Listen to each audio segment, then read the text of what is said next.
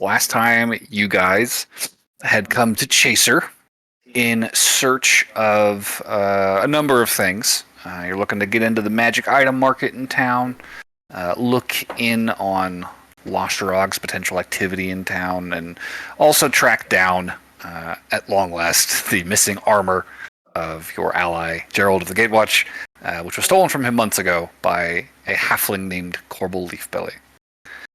And day one, you guys had a lot going on. You guys found signs of the Leviathan cult's activities in town.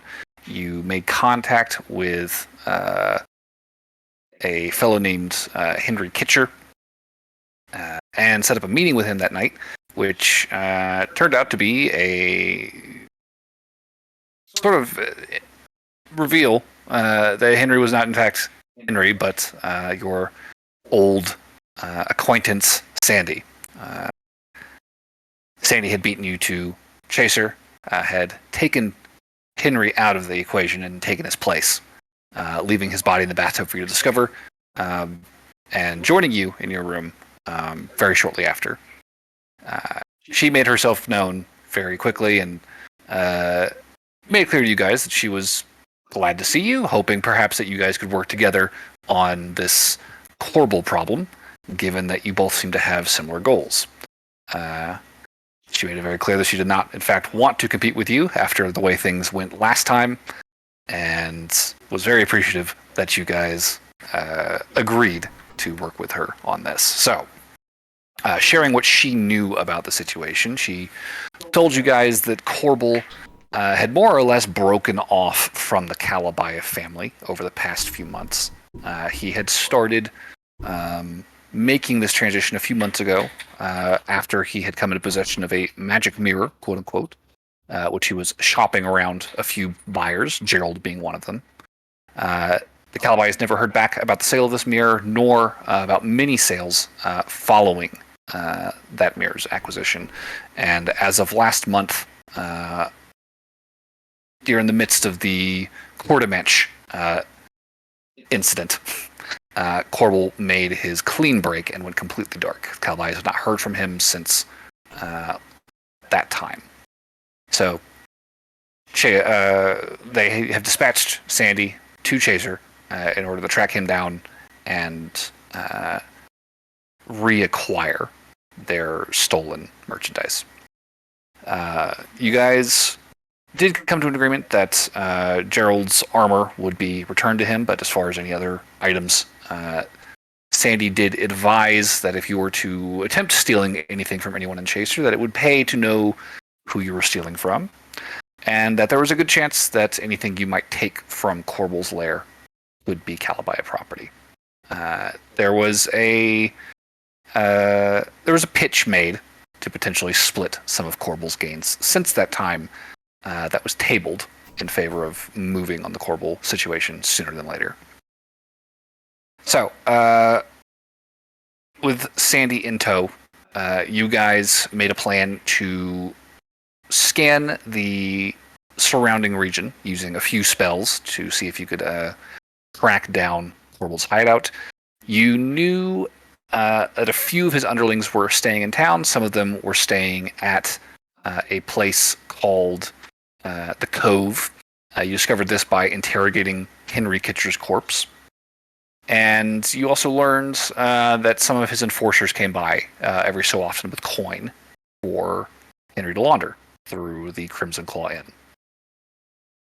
So come morning, you guys hit the beach, and Aloran cast Commune with Nature and found that there was a seaside cave about 3 miles north of town, or south of town, excuse me.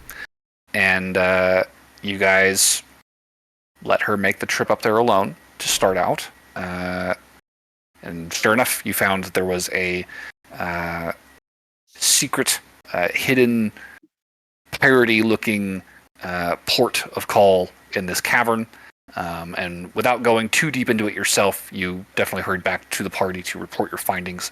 And you guys all joined Aloran on the coast above the cliff where this cave kind of digs into the earth.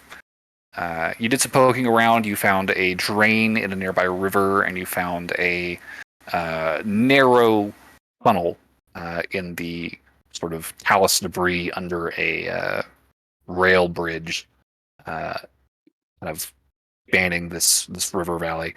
And you guys delved inside and found yourselves entering into this sort of subterranean lair. There was a heavy metal locked door that Sandy was able to break through, and you guys found yourselves stepping from it into this large, kind of circular, almost welcoming chamber with a large fountain in front of it and the sounds of activity coming from multiple passages leading off of it. Most of the party stuck behind to kind of poke around, see what they could find in the immediate area, while Sandy and Noelle took a quick jaunt around the upper cavern of this cove. You guys found a lot of these thieves, for lack of a better word, milling about this large crew that Korbul had assembled. And with your powers of deception, you were able to trick your way into a brief meeting with one of Korbul's close lieutenants, a man named Duruk.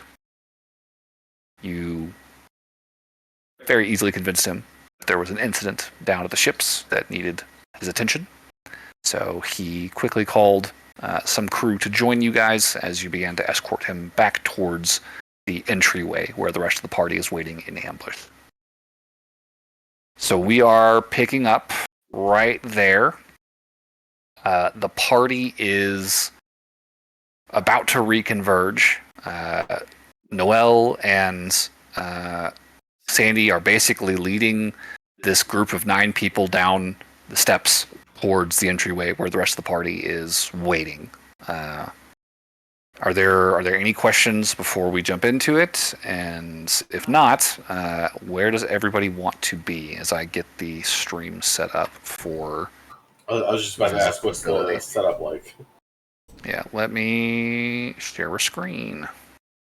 I will join your table. I suppose that's acceptable. Oh, damn, there's a whole ass map. Oh shit, I stole a map from the internet. Hey, that's what I do. It works so well. Thieves, right? all of you. It's only appropriate. That's true. Is it really stealing if they literally provide it for free? I mean, is it free or is it a thumbnail from a Patreon? I genuinely don't know. Oh, well, that I feel like That's... yeah. Listen. We're making a go of it. So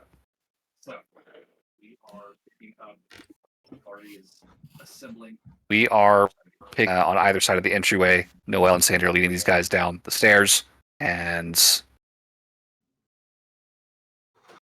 we have seconds before the... Rewind a couple seconds, in which case...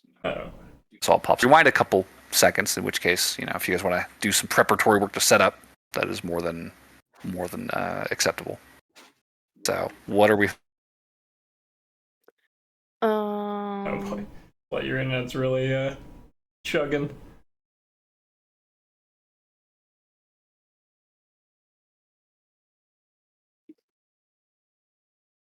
Can you guys hear me? I can hear Yeah, you sound fine. Plet seems to have died. Oh. I heard Plet briefly there. I hear one word I'm here. every few words. Yeah, I can't even hear him. Hello? I can't hear anything either. There we go. Can you hear me now? No, I can't. Yes. Yeah. Okay. Everything is back to normal. Oh, no, there it goes. You might have to turn off your cam while you're streaming the table. I think your internet or your computer are struggle busing right now. Probably can't deal with that much shit streaming. That's fair. Okay. So this is what we're looking at. I would like to hide in the room. Hiding? Yeah. Okay. Where I are don't you know. hiding? It looks like there's stuff in the room. Can I hide? There are some sconces, some stone fixtures kind of around the fountain area. It's just a question of where do you want to go?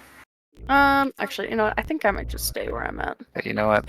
I think Kinku might be chugging this a little bit too much. We're just gonna have to go without music today.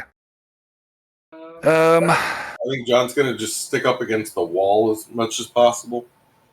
Okay. Right next to the door, like up against the wall. Okay. So basically right where he is. Uh-huh. Okay.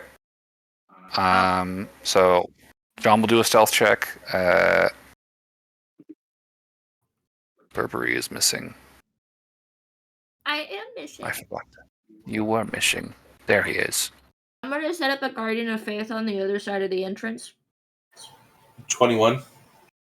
Okay, 21 stealth from John. Good job. So Guardian of Faith. Hits everything in a 10-foot radius, so I'm gonna stick it on the other side of the door where you can't see it unless you pass the door. Okay. And naturally, I will exclude Sandy and Noelle from its desire to damage. Thank you. So this thing hangs out here then? Is that in fact a 10-foot door? It's roughly 10 feet, yeah. I will also. Okay. I think I'm gonna go to. Sorry, where's this map? On the left, there's that little alcove by the stairs. Right here? Yeah. I'm gonna go there. Okay. And actually, no. Oh, that actually reminds me. Adlar should be here as well. I lied. That's not where I'm going. Everybody forgets Adlar. He's so new to this. Lauren will He's go definitely gonna survive. down to that bottom left side. Right here? Yeah. So this is where you guys came in. Yep, that's perfect. Okay. And then I'm gonna try to like hide right there. Adlar's gonna hang out on stairs, I think. Okay, so stealth check from you, stealth check from Adlar. Good job, Adlar. I am also going to hide, and I'm gonna. Where would you throw like to hide? I'll put myself behind a pillar. Are those pillars? Yeah, stone pillars here. And I'll throw up my Hood of Elvenkind to give me advantage on all checks. Okay, sure. All right, I got a 19 total. 19 total. Good to know.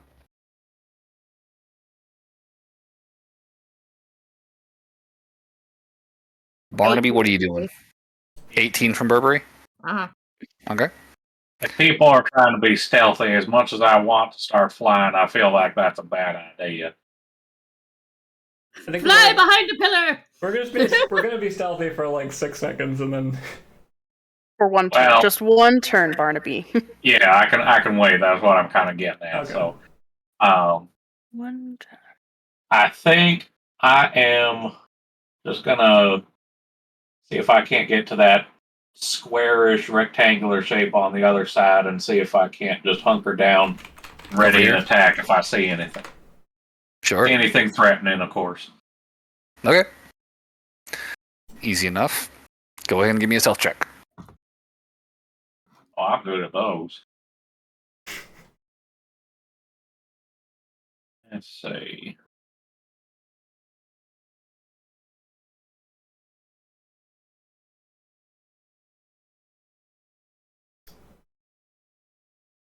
All right, I got disadvantage. That's right. I'm good, but not good at the same time. Oof. That is a 16. 16. Yep. Okay. With a 16, you hunker down, level your gun across this stone plinth, and ready yourself as you see Noelle beginning to emerge into your sort of line of sight down the stairs. And Noelle, Well, I feel like Noel Burberry's like, disguised please be as Noel whenever he sees a stranger coming up. Noel disguised as a Half-orc guy. an orcish man. Yeah, the half-orc guy that was described to you by Lauren earlier. Yeah. Apparently we got close enough that it worked out. Yeah. So,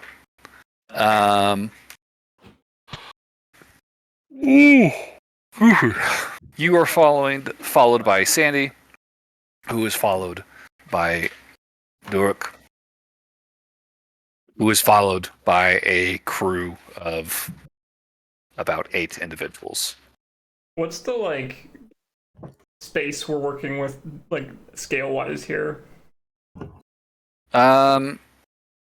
So I mean, if you zoom out, you can kind of see the grid. It's not super clear, but Oh yeah, there's a grid. There's a very faint grid. It's light. It is very light.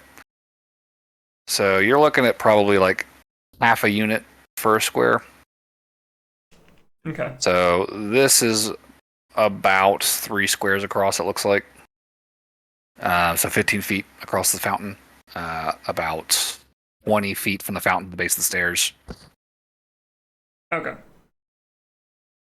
That's good to know. That actually kind of works out pretty well. Yeah. It's literally just...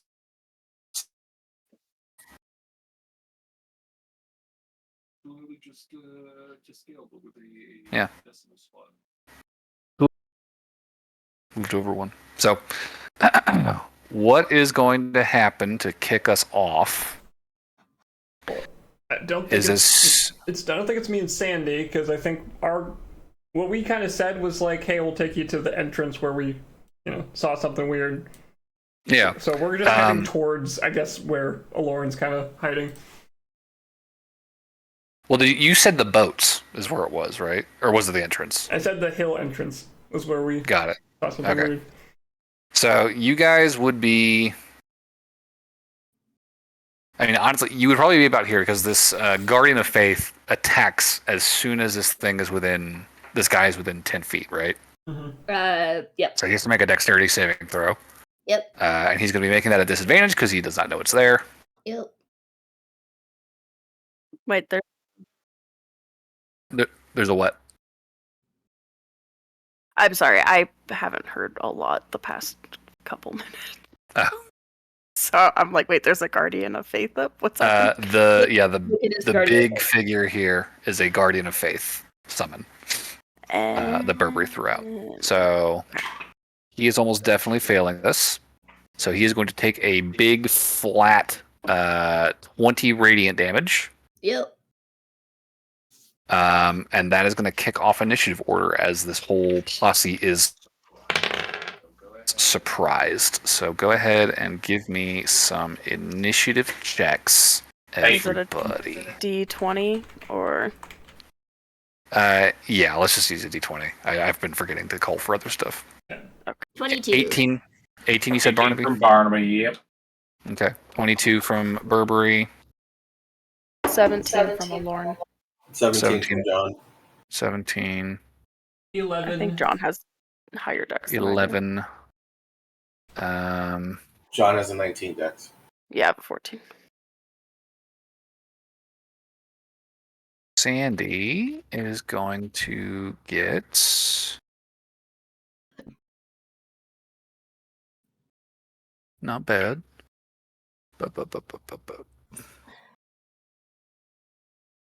Where is initiative listed on this? I guess it's not. Oh.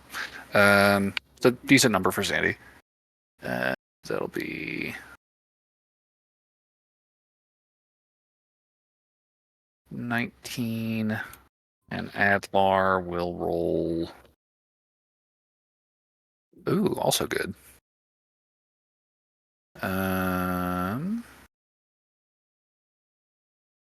Adlar has a also respectful number. So 1. And that is going to put us... Oh, I need to roll for all the mooks. Give me one check.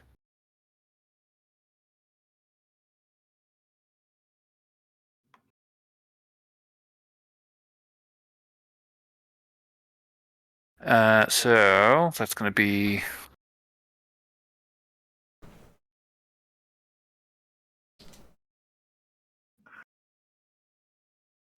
those guys and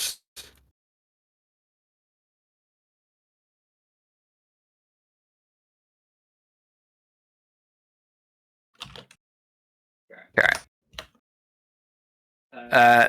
So top of the order is going to be Burberry with a 22. Nice. That's pretty good. That is very solid. Okay. Can I get? Can you ruler me towards the middle of that hallway there? This way? The one with all the people in it. This way. Okay, so this would be 30 feet is right here from you. Am I just wanting to murder all these people? Yes. There are. I mean, Well, that was succinct. that's probably where this is going. Okay. I'll move to behind the fountain. Over here. Yep. And I'm gonna Okay. cast Dawn. Dawn. Oofy doofy. In the middle of 30-foot radius, 40-foot high cylinder. That's a big cone. So you could hit this point is the furthest point you could hit. That's fine. I mean, it's still a to 30-foot drop a radius. Dawn. Yeah. No, that's not right. And I will move to try and avoid hitting anybody so that the edge of the radius is with the red guy and I don't get John. Okay. Let me just make sure that 30 feet is going to reach. I guess it'd be 15 from there to there. So 30 feet. Radius, not diameter. Oh, really? Yeah. Oof. That's a big It's a boy. very So that's huge cylinder. That is a big fucking cylinder. You're right. It's why so I said bright. I'll move to so I don't hit people in the front because that's a big amount of space. I might accidentally get other people to join it, so I am sorry. Well, we're pretty hardy. We can handle a little radiant damage. We can. Shit. I mean, you can. I can't.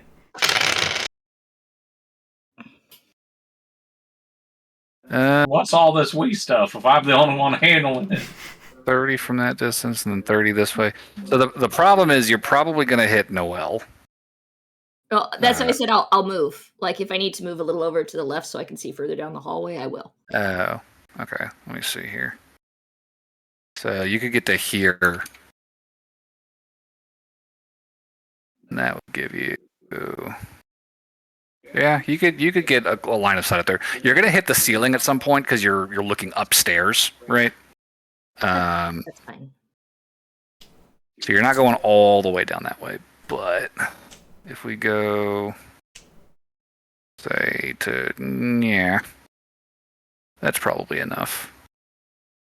So big fucking glowing light ball cylinder emerges. So this is going to do It's a con saves.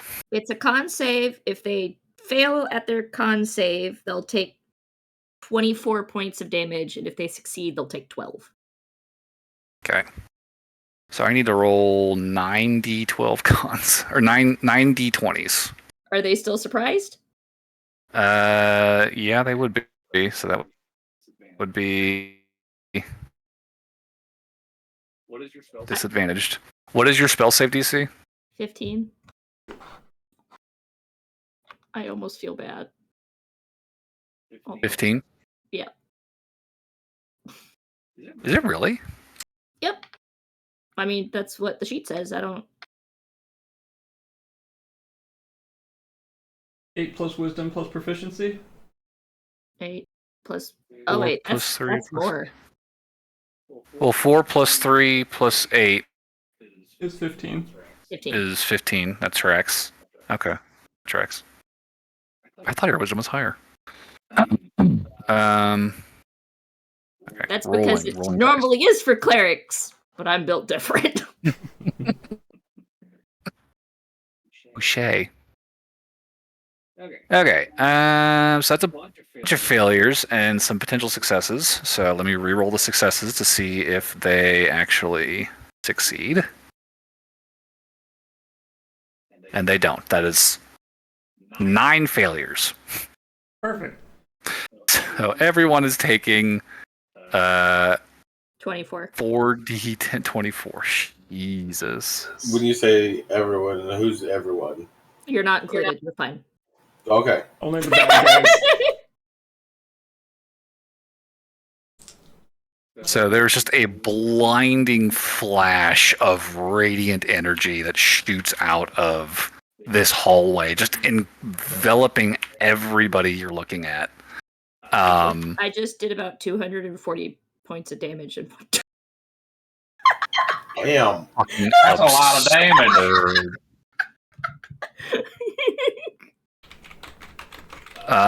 Yeah, these guys are in bad shape already. You can just hear like the sizzling like echoing in this hallway. Are there any other effects from this? If it ends a turn in a saving throw, it has to make, or if it ends a turn in it has to make the saving throw again. Yeesh. Okay. God damn, it's Norner. Okay. Well, anything else on your turn, Burberry? I'd like to duck back behind this fountain, please. Okay, so Burberry hunkers down, concluding his turn. That'll take us to Adlar. Adlar is probably just going to shoot the guy. He's going to scooch over a little bit to get a clean shot. And he's going to shoot the guy up front, Durek. We will not use sharpshooter, I don't think, because we don't want to kill him, as far as Adlar knows. This was supposed to be an interrogation of this guy, at least. So, It is? multi-attack. The first guy, yeah. The first guy, the rest of them are expendable, right? Oh, okay. That's going to be a 23 to hit and a 17 to hit, both of which will hit, I believe. Yes. Means it beats it on the second shot. So he is going to deal a bit of damage. We will do 11. And then he can add another d8 to that. So that'll be 18 total for the first shot. And damn, good damage, buddy. 12 on the second. Or no, 15 on the second. No, 12. Yeah, 12. Okay, so 12 and 18, so 30 damage total. Nice. So 2 arrows spring out of Durek's chest as he's like shielding his eyes from this radiant light. He like humbles to his knees. Like he is already like writhing in pain and shock from this sudden attack. He does not know what the fuck is happening.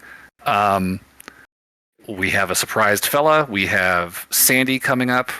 Sandy is going to turn around and clock Durek in the back of the head with her dagger.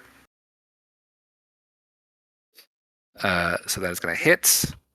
He is going to take non-lethal damage from Sandy. So that is going to be a solid 8. And Durek immediately just falls unconscious, and Sandy starts to drag him off to the side past Noel. Okay. Just clearing the white. Very efficient, guys. Second thug in the initiative is fucking surprised. So he does nothing. Barnaby, it is your turn. And then after that, it'll be John and Lauren. Well, it looks like we got ourselves a bit of a combat here, so I'm going to shoot.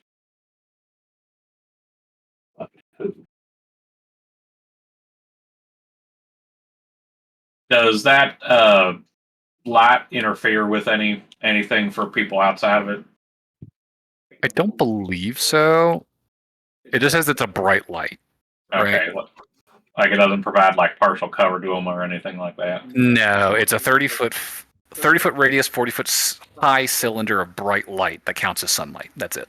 Okay, then I think I'm just gonna shoot the two in the front. One shot for the front, and then one for the one next to it. The Pewee Kablooey. Give me a roll to hit. Let's see.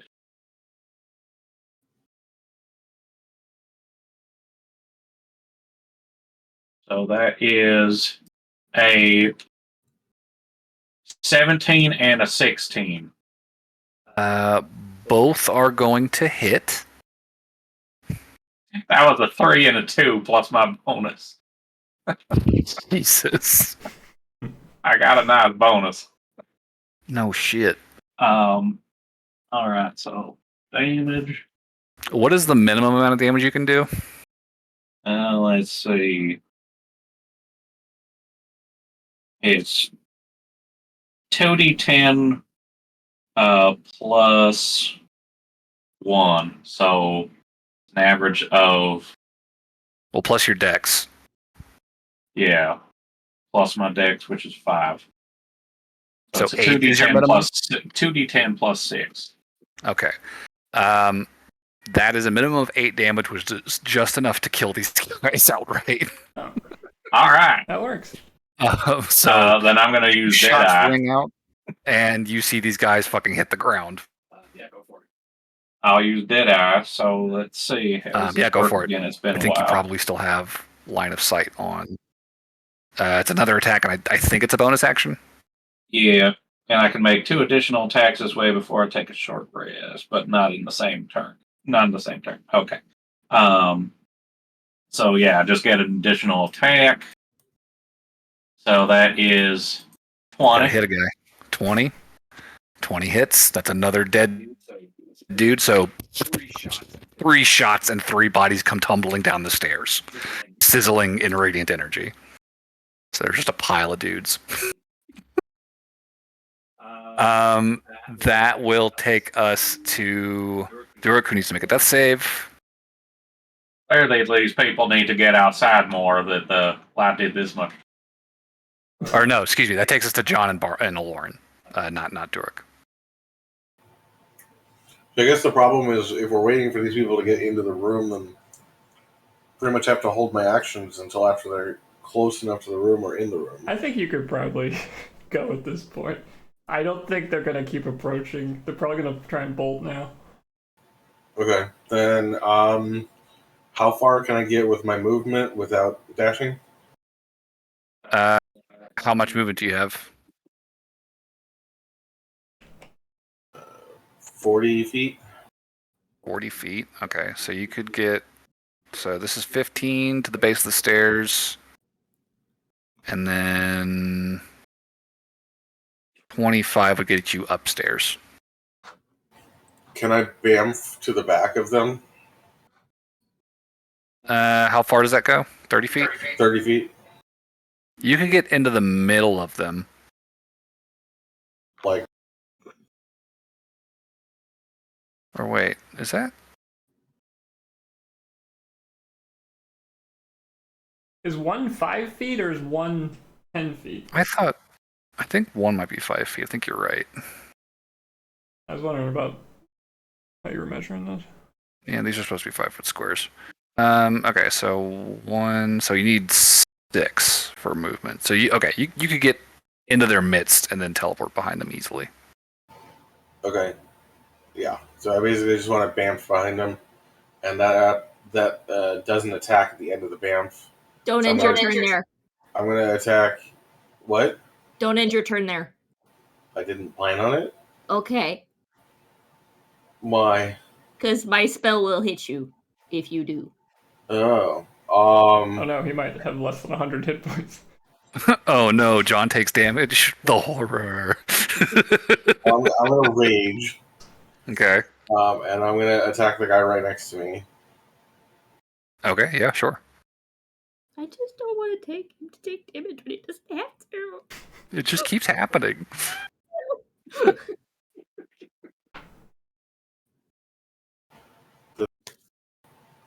24 to hit. 24 is definitely hitting. What is your minimum damage?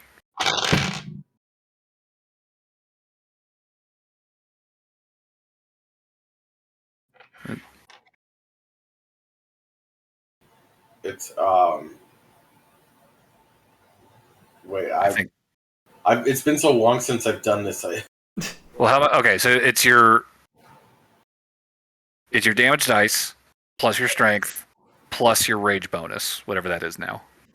So it would be a 1d8 plus 8, so minimum damage of 9, I guess. Plus the d10 from the poison for the sword. So that's going to be 10 damage minimum. Yeah. So that's another dead guy for sure. These guys are not sturdy after what you guys did to them. And since I did take the attack action, then I can't use my extra attack. Correct. So that's the end of my turn. And how much movement do I have left? If you moved 30 feet to get in there, so 10, and then that would get you 30. So you'd have 10 feet left. So you can go almost to the edge. Okay, I'll just like step closer into them then.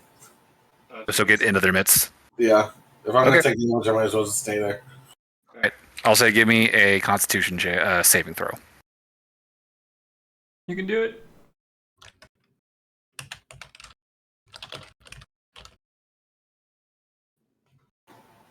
$22. 22. Success, you take 10 damage. Okay. 10 radiant damage. Okay. Aloran, what are you doing? How many? There are 4 still standing in the hallway up at the top of the stairs next to John. Cool. I will walk up to get like a clear view of the back wall. Like up in here? Yeah. Here. Okay. And then I was gonna cast Wall of Stone to close off the tunnel. Oh shit. Okay. So then they are trapped. Non-magical wall springs into existence at a point you choose within a range. The wall is 6 inches thick and composed of 10 10-foot by 10-foot panels. Okay. I think that's more than enough material to close off a segment of this tunnel. Trying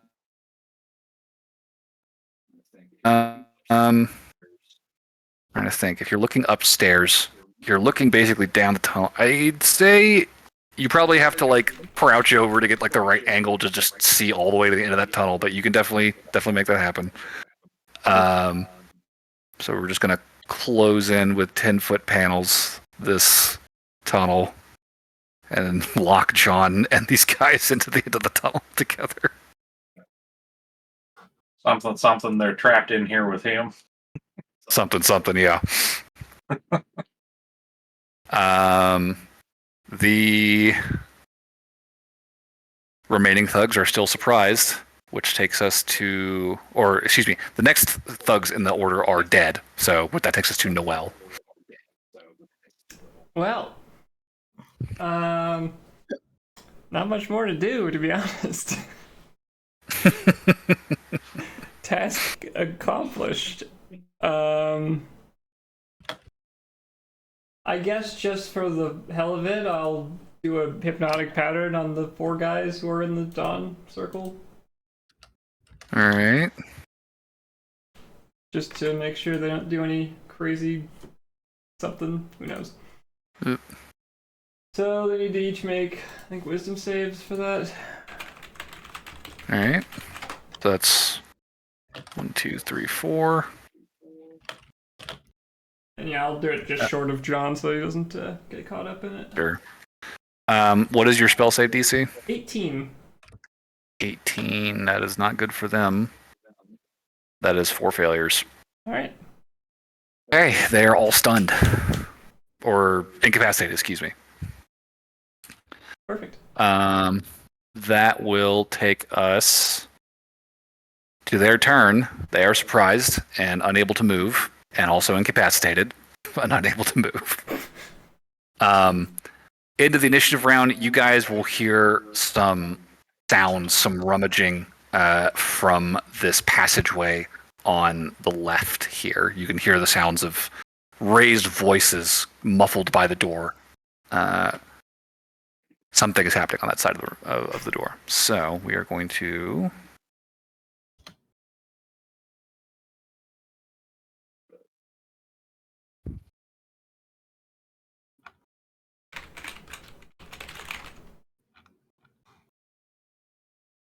All right. So, top of the order, Burberry. It is your turn. Which door did you say there was stuff going on in? Over here. You can see stairs leading up to a door, and then it's just a door. But you can hear sounds coming from the other side. Raised voices and what sounds like very frantically scuffing furniture being pushed aside.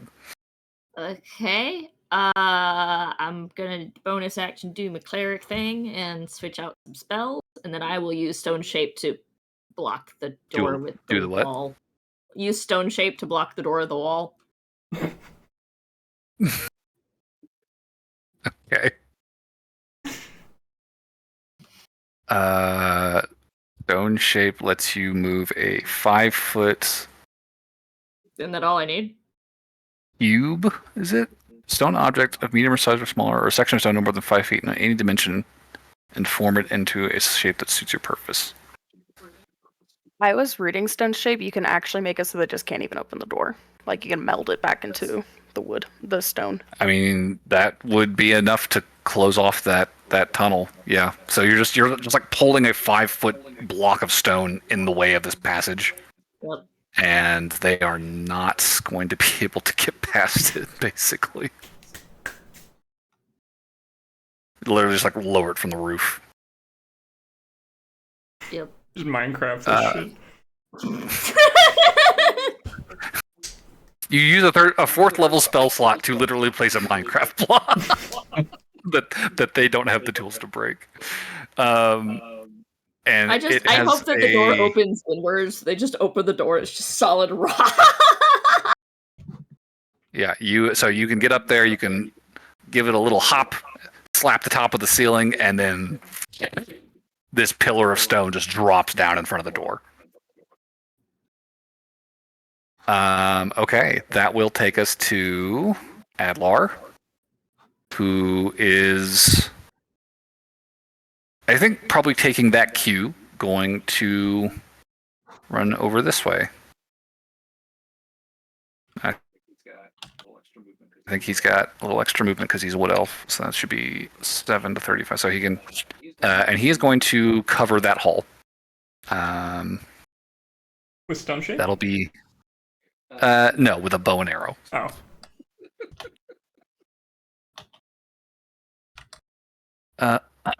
So that will take us to, that's a dead guard.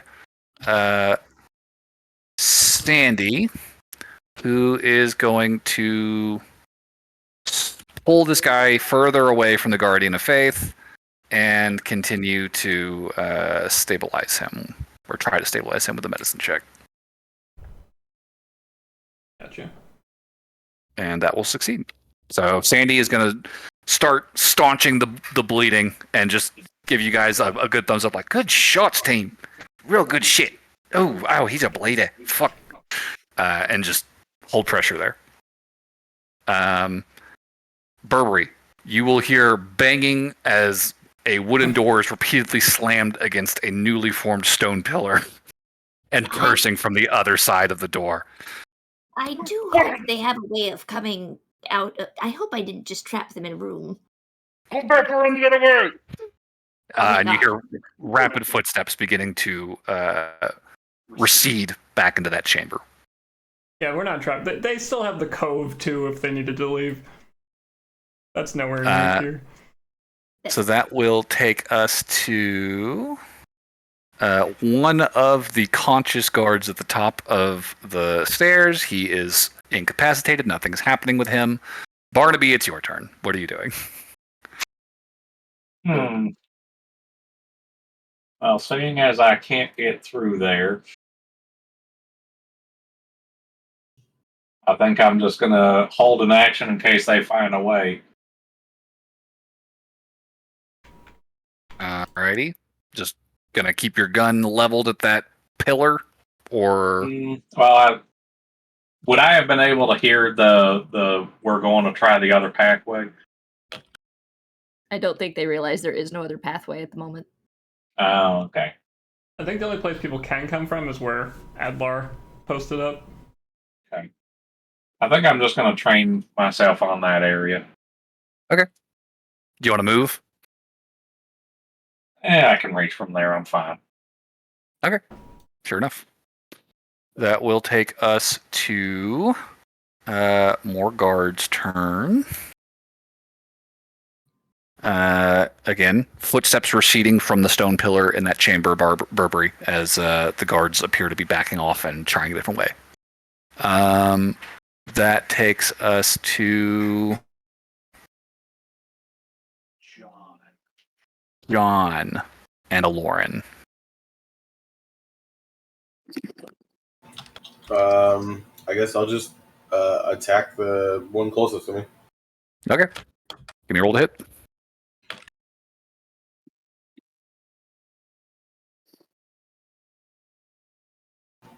A 14 to hit. 14 will still hit. Wow. Okay. That is an unconscious guard. And then I'll extra attack the one next to him. Alrighty. Give me another roll to hit. Non-natural 20 to hit. That is another unconscious guard. Dead or dying and bleeding on the ground. I'll move forward to block the path as well as get close to the other two remaining guys, and then I'll end my turn there. Alright. So advancing away from the stone wall behind you and kind of getting into the midst of the guys in the Hobnocker pattern, I'm going to need you to make another Constitution saving throw, please. Oh, actually, one of those guys probably should have done that already, since he was... Well, that might be a success, Burberry. That's a 15 Yep. for one of them. Cool. So he'll take half damage. 10. 10 total? Mm-hmm. Half damage, Okay. 10. That is half. Got it. That is a third dead guy. And John needs to make the con save as well. 22. 22. Cool. That's a success. 10. And radiant damage. That takes us to a Lauren. I'll go ahead and... Should I drop that? Apparently you can move it. I can. I would maybe move it after the next guard's turn. I don't know if I can move it past your wall. Oh, yeah, I'm not sure how the moving... You need to see where it goes or whatever. If you're within 60 feet of the cylinder, you can move it up to 60 feet as a bonus action. And I know with area of effect stuff, you need a clear line from the source of an effect to be able to move it. So it can't like go through walls. I know that. So as soon as that wall of stone went up, this side of the aura basically got shut off. Well, does the wall go floor to ceiling? Like, does it cut off the whole thing? Aloran, what would you have done? Oh, I cut off the whole thing. Okay. I'll go ahead and drop it then, because I can't move it and have it be anywhere else. Yeah, that's fair. Fair enough. So, Aloran, what are you doing on your turn? I am gonna go stand by Adlar and hold my action. All right, what is your action going to be? It's probably gonna be a spell if I see people. Do I have to tell you what spell it is? If you're holding a spell as a reaction, yes. Cone of Cold. Okay. Cone of Cold.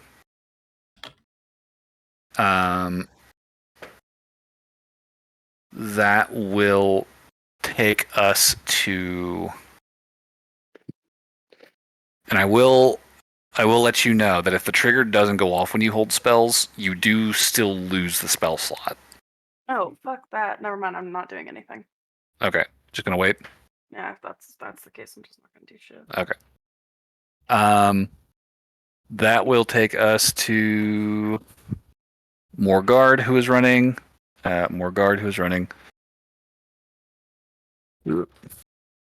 Noel, it is your turn. Okay. I'll run over to, I guess, just the opposite side of the room and take a peek. I mean, how far can I get? 60. Like there? Yeah. See if there's anyone down there, I guess. Yeah, I mean, it's easy enough to see. You guys have been into this room already. This was where some of the casks of ale were that you guys tapped. You don't see anybody down there. Okay. I don't think Noel's been down there, but some of us have. Yeah. Do we need an escape route, or are we just going to take this guy and run?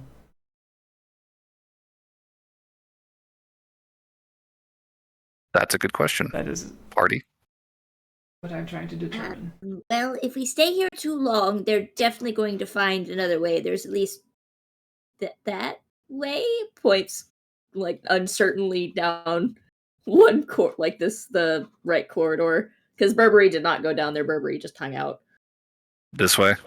Yeah.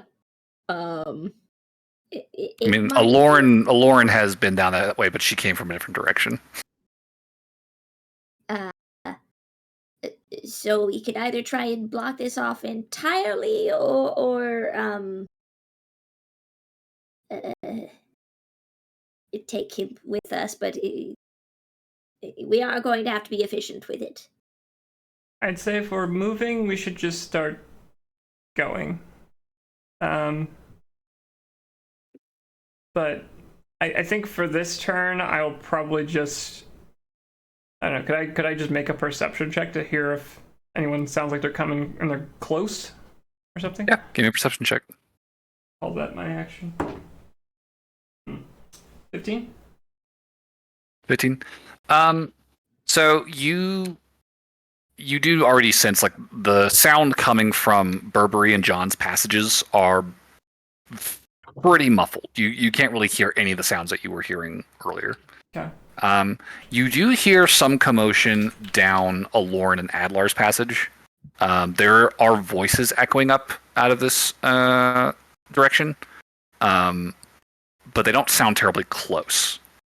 Okay. They will not have gotten terribly far on their turn in the initiative, but they are. It does sound like in the midst of approaching. Okay. I would probably just say to the group, I think this might be a chance to get out.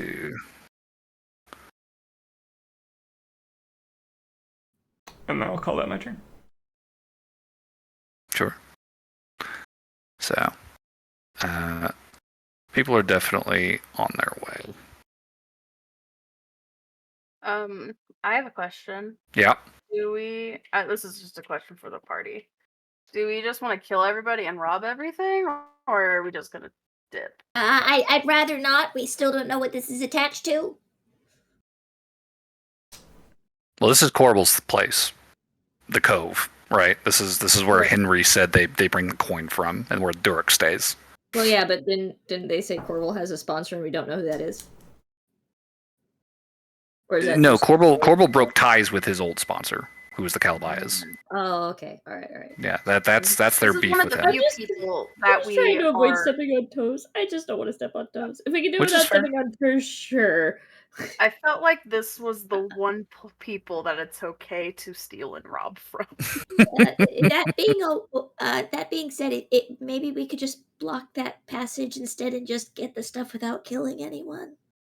DM, Sandy and I kind of got like a big look around. How many people would we be killing if we did this? Well, you did not check inside any passages aside from Durek's room, which is up here, right? Well, we walked But through you like did. a whole corridor of people, milling about and stuff. You passed several clusters of people. So 1, 2, 3, 7, 12, 16, 20, 1, 2, 3, 4, 5, 6, 7, 8, 9. So about 30 people still left in this upper chamber Yeah, let's that just go you off know the point. of. That's a lot of people. That's a lot of murder. To be Just a fair, little bit. you have closed off the 2 passages that you know of leading up there. Aloran, when you were in this area, you would have seen from this cove area down here, this cave. These 2 sort of raised areas are up 40, 50 feet up on the wall, up on a cliff edge overlooking this little harbor. Gotcha. So there's not really a path down from here to here unless you jump. Can I spend some of my not used turns stabilizing the people that I very much knocked out but aren't dead yet? Sure. In your next turn, we'll say. Yeah. Mm-hmm. Yeah. You'll be dealing with that. So, Noel, having perceived that there are people coming up this passage, that'll take us to guards' turns who are currently leaving this chamber. There is one guy still standing who is incapacitated next to John, and that'll take us back to the top of the order. And that'll take us to Burberry again, who is going to be stabilizing some people. Adlar, who is still readying his action to shoot somebody. Sandy, who is going to have finished tending to the immediate life-threatening wounds of Durek on the ground, and is looking at everyone saying, "Wait, are we falling back, or are we going to finish this?" I think we got outvoted. Oh. It's a lot of people. She'll Hey, She'll Sandy, start- Lauren, think of it We this can do way: it together, Sandy, right? if you block off the second stairway passage, you can get all of the stuff without any of the work.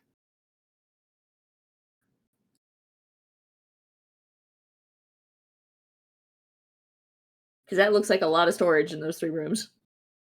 That I went over there. That's just a pantry. So wait, you're telling me that you're not gonna take all the alcohol? Eh. Who are you and what have you done with Lauren? The only place that probably has super valuable stuff would be that vault that Sandy and I saw, and that would be a project Over to get open. here. And it's like literally across the entire way. Hey, Sandy, how about you turn into somebody? I'll be your little spider companion on your shoulder, and we'll go break into the vault. Oh, right now? No? I feel like we're kind of in the middle of a thing. I like the idea, but it would have been better if we had done it before we got Durek, I think. Okay. Time to go then, I guess. Unless you think we can lie our way past a bunch of angry people who are on alert. Which I won't lie, I'm not super confident about. I have a thought, though. Sandy will step towards you guys, and she is going to cast a spell. And you will watch as...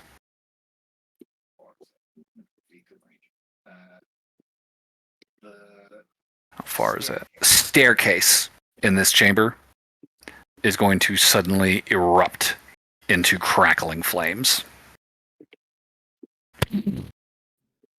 Ball of fire. Sweet.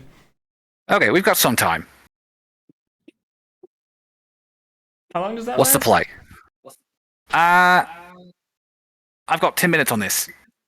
Or until someone figures out it's not fire. Okay. Ooh. Here's a fun question, Plet. Is Durek's office within dimension door range?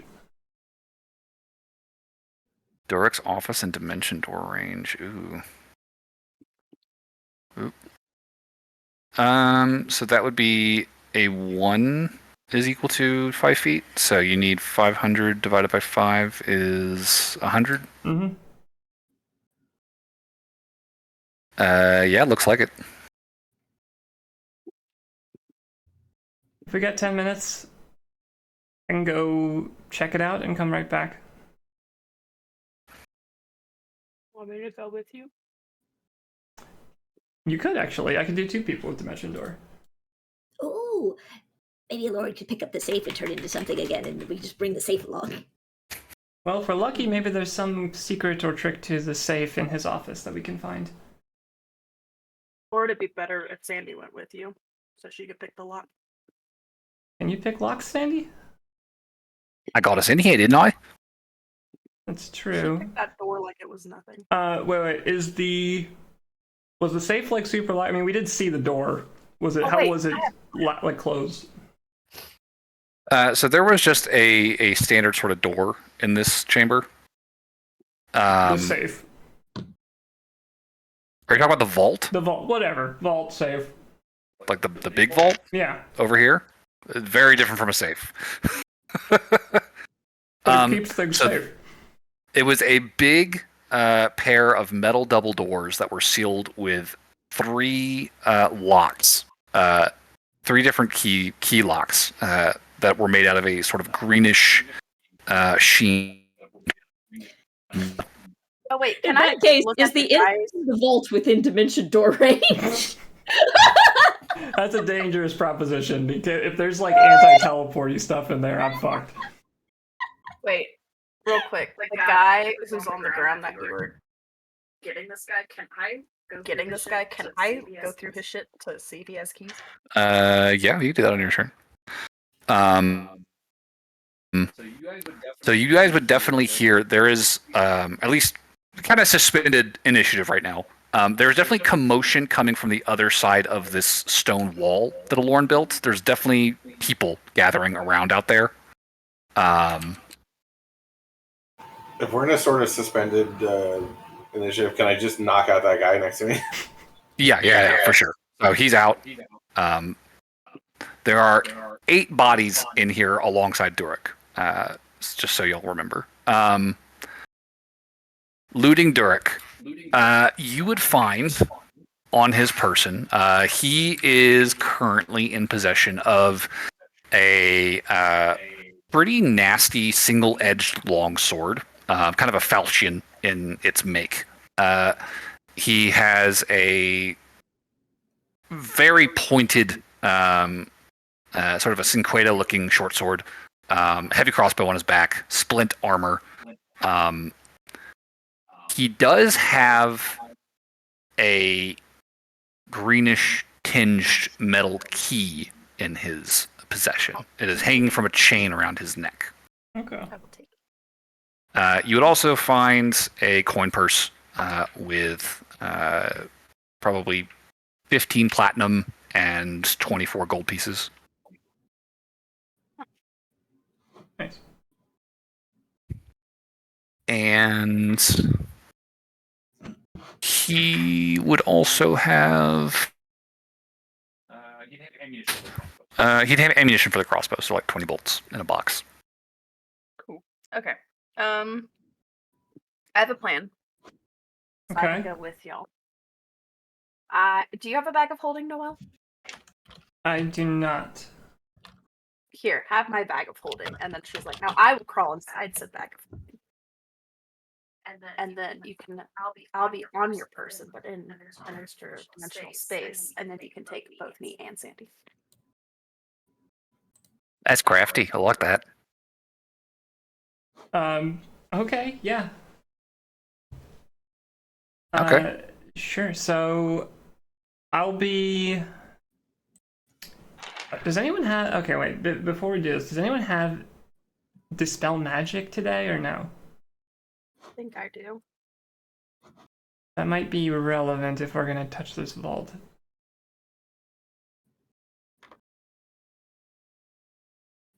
Yep, I do have it prepped. Okay.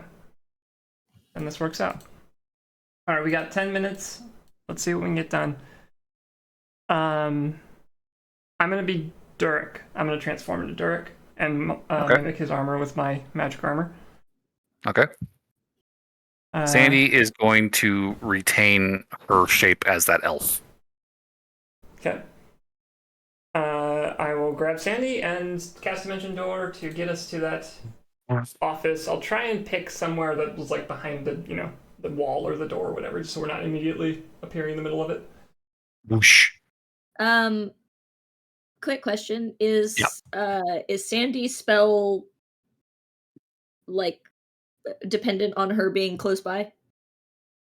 She just has to maintain concentration on it. Okay. So she's fine leaving it. Okay. I'll whisper to Noelle, like, I'll keep you appraised if anything fun happens. And by fun, I mean dangerous. And by dangerous, I mean it's go time. Alright, gotcha. Okay. Adler's like, I'll keep this. Oh God, you're already gone. Right? You're just. Yeah, they do that. Yeah, no kidding. Holy shit. So, up here in the office, the sounds from the larger cavern outside are much clearer from this chamber, since the doorway is not blocked off by stone walls.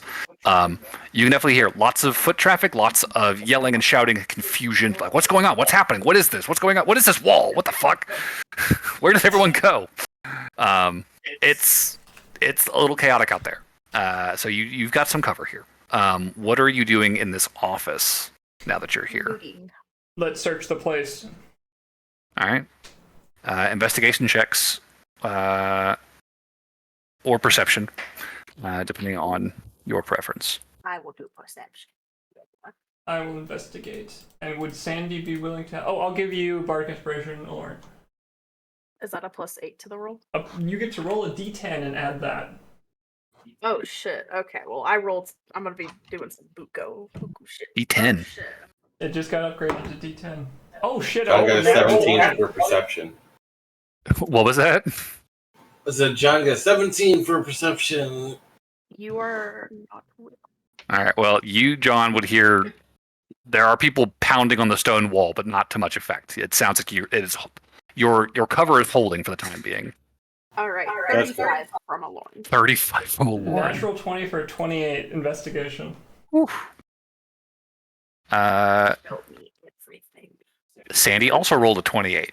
Damn, we are efficient. Yeah, you guys fucking tear through this office in like fucking lightning speed. So there is a bed. Under the pillow, there is actually a pistol. Single shot, like flintlock pistol, that he apparently keeps at hand as needed. The desk has a large amount of papers and notebooks kind of filed in the drawers. Picking over it, it looks to be a combination of both sort of guild daily activity logs, product ledgers, and payroll, right? Okay. Like, there's a lot of documentation here. Despite making a break from the Calabayas, running a thieves guild still requires a decent amount of administrative work, and this appears to be where most of it happens. I'm gonna grab the product ledger. Okay, sure. You would find that there is a small safe embedded in the stone under the bed. Alright, Sandy, you're up. Get it. My specialty. I'll give Sandy. There is also. Sure. There is also, as I think I mentioned it briefly last time, that there is a door leading to a passage off to the left from the main entrance, right, of this chamber.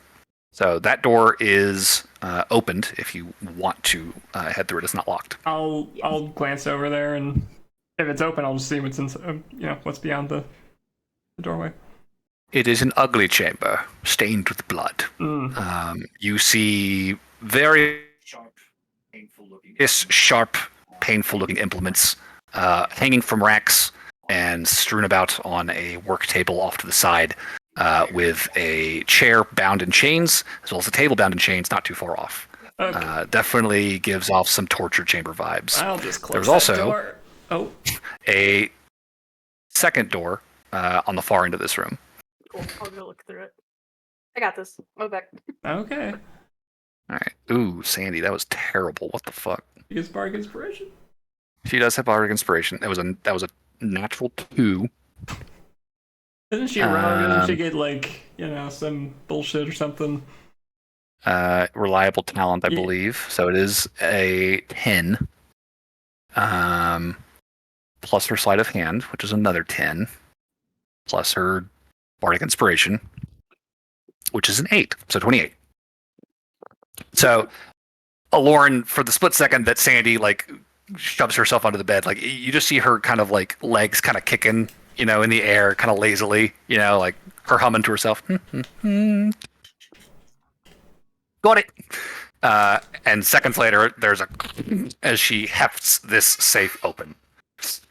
And she says, "Ooh, boy, Durok's a thrifty fella." And you hear the clinking coins as Sandy begins to heft pouches of presumably gold out from under the bed and kind of pushing it out into the chamber. Poor guy. He's not going to miss this where he's going. Several hefty packs of gold under the bed here. Okay. As well as a very shiny-looking dagger. Oh. Gold inlay and beautiful tracery along the hilt. Sure. I'll grab that, I guess. All right. Okay. I'm making a list of everything. Okay. So I'm gonna go look in that third room. Okay. So this room is locked as well. I'll walk back. Sandy, I need your help. Oh my god, you're so needy. Oh no. What would we ever do without you? She literally just like sticks the locks in, gives them the lockpicks in, like is it one little twist? Got it. And the door just swings open. Thank you. Stepping inside, you find a stream with a wooden bridge across it. And across it, you find a group of 4 holding cells, all of which are currently empty. Cool. All right, I head back.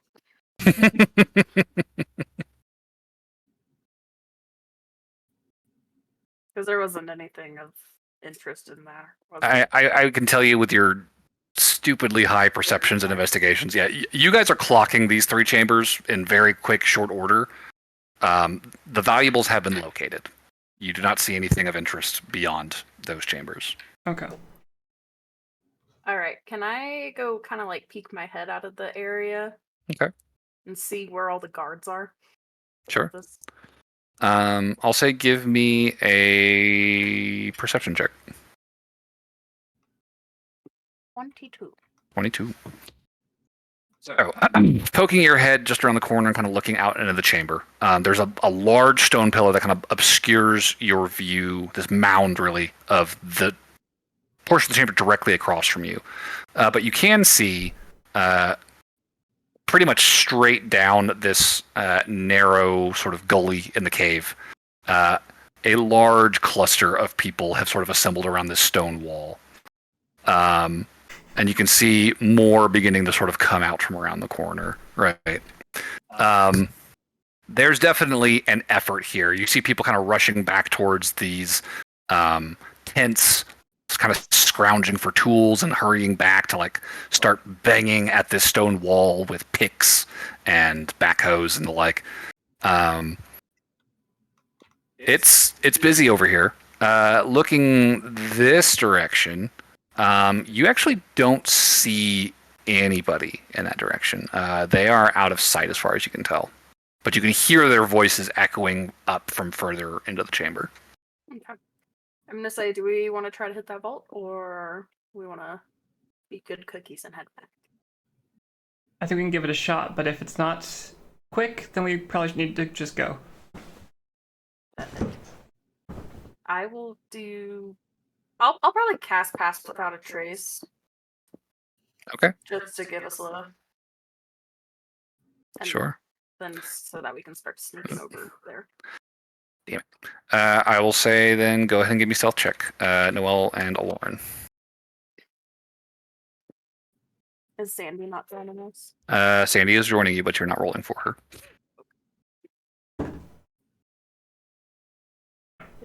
17, 27. Okay.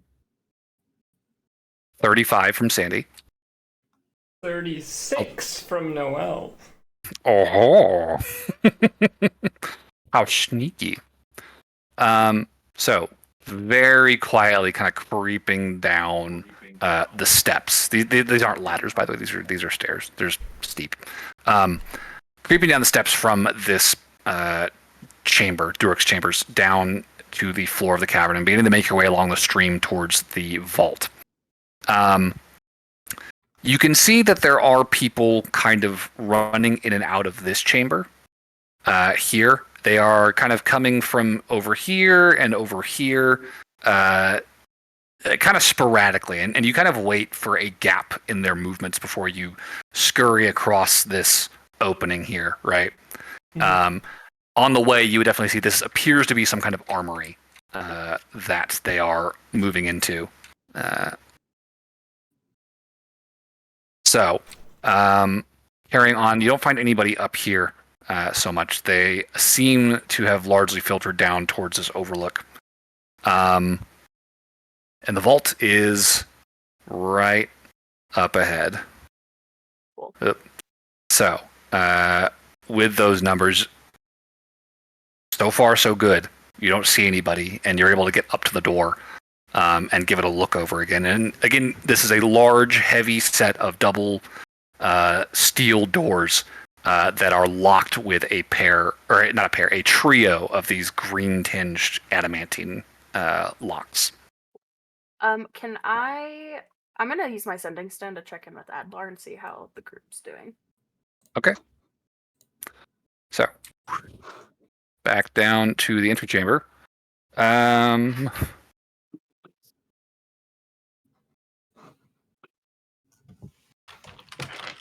we still have the chime of opening, Chani, or is that gone? I do have the chime of opening. That has been like the one thing I've been had in my possession this whole time. Because I think we've only used it once or twice. Yeah, it's like we have barely used it. Okay. This might be a time. Oh, we might have to dispel first. I'm not sure. Let's see. So, from Adlar's vantage, you can hear him say, I mean, so far so good. It sounds like they've been on the walls, but oh shit, they're coming through the fire. Fuck. Burberry. Messaging. Burberry, John, Barnaby. You guys would definitely see someone emerging from this fire illusion at the end of the hallway after a couple of minutes. What are we doing? Are we shooting? Message. Who are you messaging? I'm letting them know that they made it through the flame, and I'm letting Noelle know because I said I would. Gotcha. Okay. She's probably out of range, honestly, for a message. What is it? 120 feet? Yep. Yeah. So that would be 5 times 60? 60? Oh, that's like a just barely. Yay! Okay, yeah, that is just barely. Like, Noelle, you can just barely make out the sound of Burberry. There's like an almost staticky interference as you're out of range. But yeah, you can hear Burberry warning you that they are coming through the flame. Just as Adlar's warning Aloran through the sending stone. All right, we're on a countdown. Let's try to open this door as quickly as possible. She pulls out the chime of opening. She's like, all right. Well, we do have one key, right? We have one key, so we only have these 2 chimes. All right, is there anything on the key or the locks that indicate which lock the key would go to? Does it matter? With your passive perception, I would say you can see that there is a very, very, very small letter D engraved on the key. Okay. You do not see any indication on the locks, however. Like, scrutinizing them in this short time span, they are virtually identical. Okay. And very, very heavy-duty looking locks. I mean, looking at the teeth on the key, you can tell this is a very intricate locking mechanism that this thing is being held by. Use all 3 chimes of opening and just ding, ding, ding. We could, but we could save one if this works. I'm gonna try the key.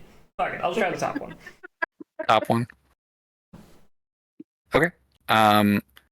You slide the key into the topmost lock, and you feel the key kind of seize in the lock, refusing to turn. It does not fit into that one. Lauren, what are you unlocking with this chime? I'm waiting until Noah's done. Got it. Okay, I'll try one down. Okay. The second one will, in fact, actually unlock. You'll feel the key turn. All right, you're up, Lauren. I'll do the top and bottom.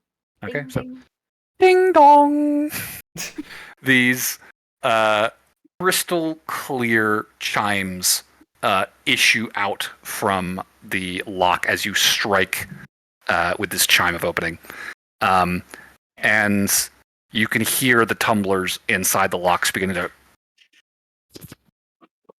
and you see the latches holding the door suddenly kind of expand with this spring-loaded mechanism, and the door sort of swings ever so slightly on very well-oiled axles, now free from its position. Perfect. Let's go in. Alrighty. Uh-oh. So, I feel like it's gonna be booby twat. stepping inside, you find yourselves in a decently sized chamber. It's a ghost. It looks like a skull. Ooh. Oh, it's a skull. I was like, it's a spooky ghost. Ooh. Oh, it does kind of look like a Yeah, ghost of the I got lands. ghost immediately, man. I do kind of see the ghost. Yeah. Ooh. Spooky. Anyway.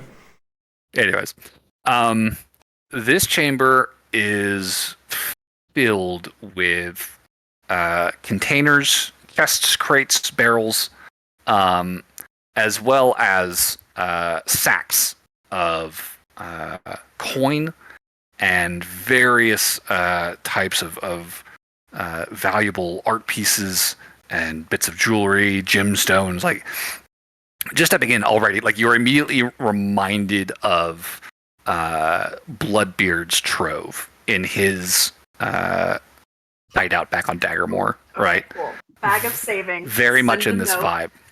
Don't you dare. I'm not finished. In addition to these items, you also see there are numerous large, like almost like metal lockers that are set up around this chamber, kind of around the perimeter behind the crates and stuff. And they're not lockers so much as they're like very, very heavy duty steel, like shipping containers. They are standing taller than they are wide, probably averaging like 8 to 10 feet tall, like 3 feet wide square. They're sort of lining the perimeter of this chamber. Many of them have a series of heavy duty like padlocks and bolts on them. Some of them are sitting ajar, however. And you can kind of make out the interior seems to contain a variety of things, either shelves with individual baubles kind of visible through the crack in the door, or the interior is completely hollow, and instead there's what looks to be like a large metallic humanoid shape, like a suit of armor, standing inside of them. And as you stepped into the room, you hear almost immediately this small voice call out to you from deeper into the chamber, like behind these stone support pillars. You hear this small voice call out, "Hey, what the fuck is going on out there? Everyone's all making this ruckus. I can hear you through the vault. Hello? Durek? Sandy? Smaller Sandy. Please? What's going on? Does Sandy indicate that they're like, oh shit, it's fucking someone I recognize? Yeah, Sandy's eyebrows immediately go up and she just mouths you like, I couldn't hear that, you cut out. it's him. Oh, She gotcha. mouths. Oh, we should just get him. Yes, we should, as I look around at these suits of armor. Sandy also looks around like she's definitely eyeballing the those big crates. It's just like, yeah, I don't like that. And she kind of gestures back towards the door, like clearly indicating she does not relish fighting this guy one-on-one with whatever the fuck he has in here. Well, I can get us back over to the group in 6 seconds. We just have to... Oh, but I can't take us all. Or I can't take him and you two. Right. Everyone in the bag. Well, I can Jam put him Sandy back. in my bag and I could sneak us out as... Oh, that's true. Lauren has other methods. If you trust me. Guys, what the fuck is going on out there? You hear this loud sound begin to start up from the far end of the chamber. What are you doing? We can't see what's going on over there. You can't see the source of the sound, but you can hear it. Okay. Something has started moving. Something large and heavy. Can we get an indication of like where in the chamber the sound is coming from? Somewhere over here. It's somewhere behind these stone pillars. All right. Can you denote where these suits of armor are sitting? Yeah. So I would like to maneuver, but I don't know where to go exactly. there are, like I said, there are these large crates, kind of standing, kind of coffin-like around the perimeter of the room. Creepy. Right. These would be the ones that you can see that are visible from your current position. Okay. So Noelle's going to just run straight ahead and peek around this. Okay. Are we stealthing or what are we doing? Sure. Okay, give me a stealth check. I've still got pass without a trace, right? Yep. God damn. 37 this time. 37. Okay. So very light-footed, just like deftly dodging the loose coins on the floor and various other odds and ends that are strewn about. You scurry forward towards this first pillar and just kind of peek around the corner, and what you see, something has stood up and is now sort of marching through this space in between the two pillars. It is about 12 to 15 feet tall, entirely made out of metal. This large, heavily armored mechanical humanoid figure. There is a semblance of sort of like a traditional like armored helmet kind of crowning this construct, but there is a bright bluish light shining from inside the visor. And the chest plate of this thing is sort of swung open like a door hinge. And inside, there is a small seated compartment with a number of levers and panels. And sitting in this compartment, his legs far too short for the pedals that he is using, these large sort of blocks, stilts strapped to his feet. There is a round-bellied, neck-bearded halfling man with an eye patch over one eye, kind of gearing this thing towards you guys. And this machine has, you can see there's a blade like mounted on one arm. There's a large, like 4-pronged hooked claw on the other hand. Large compartments mounted on the shoulders and the hips. This thing is a monstrosity of machinery. It is like nothing you have ever seen before. I Okay. would like to whisper to Noel to turn into the guy that Sandy is and be like, just pretend you're him and say there's like a bad thing happening outside, and then. I like the plan, but I'm sorry, I have to do this. I'm gonna cast Dominate Person. Nope. Even better.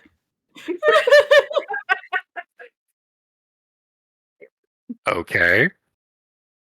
Dominate person with 5th level. On the gnome guy. Halfling. Okay. That is going to be a spell. Please work.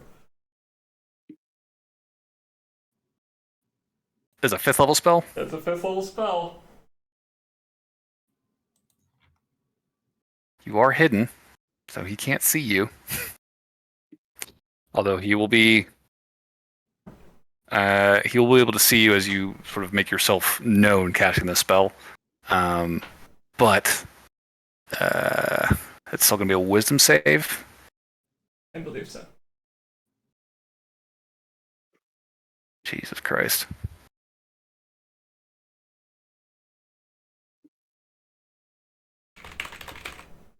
Hopefully he's done. I mean, there's always silvery barbs. Yeah, that was kind of what I was thinking. Okay. Does an 18 save. Try and silver barbs, because it does. You motherfucker. Of course you fucking do.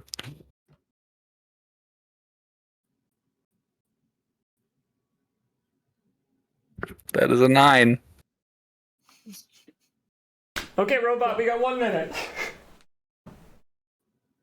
Alright, get him out of the chair. Do we have any shackles on us? Okay, wait.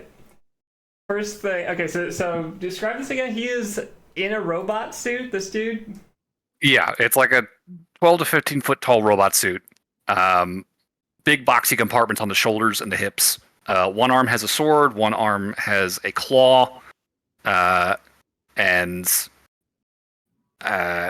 the cockpit was open as he was sort of ambling towards you guys, and now you've cast this Dominate Person spell on him, and his eyes just kind of glaze over. Okay, and this is the guy this is Korbul, and he presumably has been set to guard this chamber. I mean, this is his operation from what Sandy's told you. Right. I will say, now that you've got a clearer look at him, you can see that there were tools in this cockpit with him. You can see like a spanner and wrench and shit. It looked like he was like in the midst of sort of fiddling with it as he was situated in the cockpit. The harness that would have been strapped if he was like engaged in it would be is currently like loose on either side of the chair. Okay, I'll just say, hey, are there any arcane traps in here that we need to watch out for?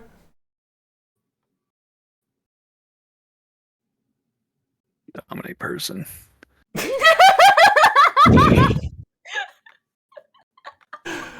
What a perfect opportunity for this spell. Fucking hate it. Attack a creature, run over there. He just do what I say, Pleb. This is a 5th level spell. Ugh, I hate it. I got 1 minute of him being my obedient servant. Yeah. He replies to you. The armors are automated. We got those working last month. We were reinforcing the place with glyphs.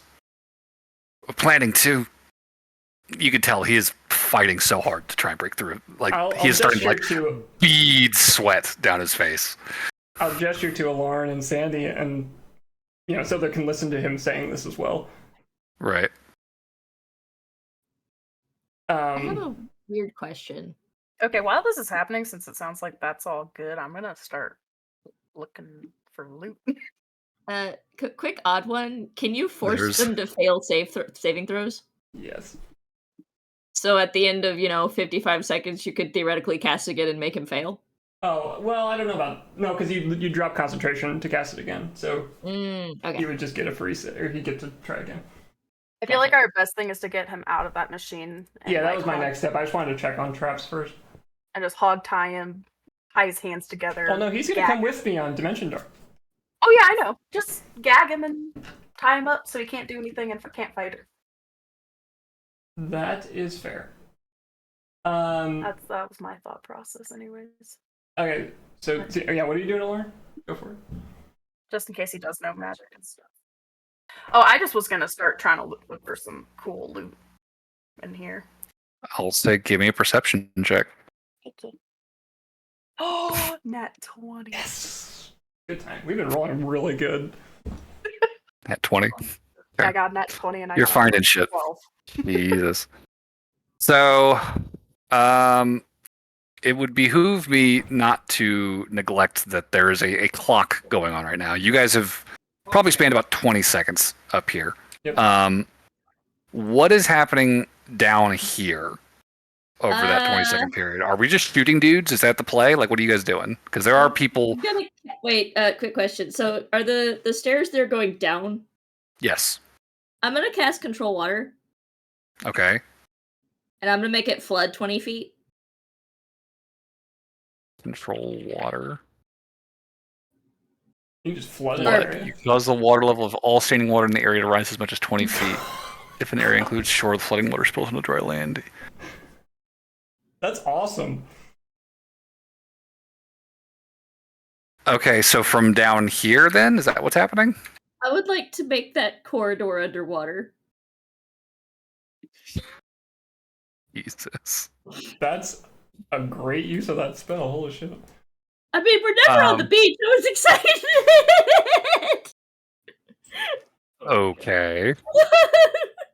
It also causes a large wave that just smacks boats. Jesus. So this lasts for 10 minutes. Yeah. You got another 10 minutes, guys. Have fun. We're not gonna kill anybody, but we're gonna grab everybody. So there is a... They can swim.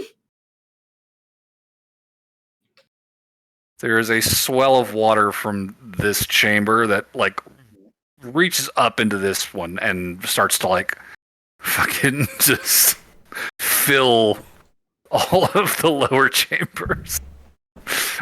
You can hear wood splintering in the distance as the mast hits the ceiling of this cave and begins to crack under the pressure. People are definitely now struggling to swim towards this, but they are in the midst of trying. So you've got flooded chambers. What else is happening? I can also use it to cause whirlpool. Okay. But I don't know how deep the water is. Well, it's not going to be very deep up here because you're raising it up into this chamber. So it's maybe like 5 feet deep up here. No, theoretically, the vortex would be further back, but it would suck the water. Right. Whirlpool forms a vortex 5 feet wide at the base, 50 feet wide at the top, 25 feet tall. Any object or creature within 25 feet of the vortex is pulled 10 feet toward it. Okay. So you can choose from any of the following effects when you cast a spell. As an action on your turn, you can repeat the same effect or choose a different one. It causes water level, all standing water in the area to rise as much as 20 feet. You choose the area. Water remains elevated until the spell ends, or you choose a different effect. So this effect produces the wave repeats on the start of your turn. Okay, so if you were to start a whirlpool, this water would recede. And then it would be... Well, can I use the wave to push them back from flood? Choose an area in a large auto water. You can see 20 full wave.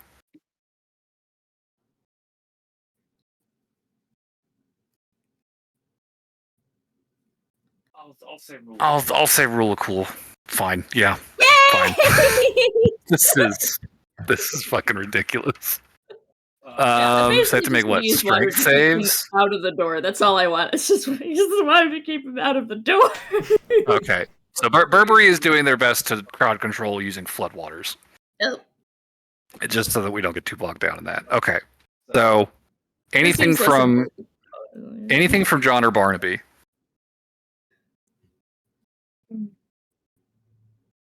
I think Adler's going to look to you guys like, should we be shooting them? Are they? Do we just leave them out there? How do we? What is the policy? Like, and Burberry's doing like full water bending shit over there. Right. I'd say if any stragglers manage to make their way up, but if not, I'd say save the bullets. That's kind of where I'm at. Is like deal with the troublemakers and ignore the rest. Sure. Okay. He just kind of hand on hip, just watches as these guys are just constantly buffeted by waves and whirlpools. So back up to the treasure chamber. Aloran with a 20, nat 20 on her perception check. Fucking god. There's a decent amount of loot lying around. Are you looking at coins or are you looking at Magic items? Like items. Magic. Okay. To start out, there is a very fancy looking helmet not too far from the door. Does not look protective in the slightest. It's got this like it's like a metal hat more than an actual like protective piece of armor. There's like a large gold ridge up the back and just an open face, open sides. Definitely strikes you as something somewhat tacky but wizardy. There's a helmet right next to it. That's you can already tell is magic next to it. Like gleaming red eyes in the eye sockets. That sockets. It looks like a dread helm. Yeah. Uninterested. Got it. There is not too far from that a suit of half plate of a silvery steel material, and just like running your hands under it, you can already tell this is significantly lighter than any steel you've ever held. This feels. But it's because Barnaby wears full plate. Barnaby right? does, yes. Yeah. Okay. He wouldn't really be interested in that. Barnaby would probably not. And I don't think anybody else does because nobody else wears armor like Well, that. it's half plate. It's not full plate. So it would be. Medium armor? I believe it's medium, yes. Wait, can Rangers wear that? Does it look like mithril half plate? Let me I'll say with your perception, you've seen mithril before. It does look like mithril half plate. Perfect. Throwing it in the bag. Okay. Noelle. Yes. What are you doing with Korbul here? What is happening? Let's get you down out of the robot. Come on. Yes, ma'am. As he begins to unlace his feet from this robot pedal that he's rigged for himself and kind of begins to lower himself down to the ground very ungracefully.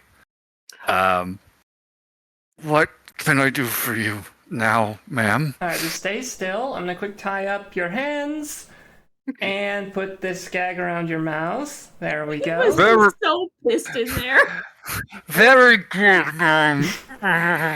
All right. As you begin binding him. Sandy, are you guys good for me to go? Sandy just has her hand on her hip looking at this fucking robot suit, just like, honestly, I mean, y'all might could go ahead. Shit. Aloran, are you still looting? Yep. Are you taking any gold or just magic? I'm looking just for magic right now because Magic. that's what we came to Chaser for. Okay. Because I don't think I'll be able to get enough gold in my bag. I'll ask Sandy to close the door behind us. Because there has to be a way to get out if we're in here.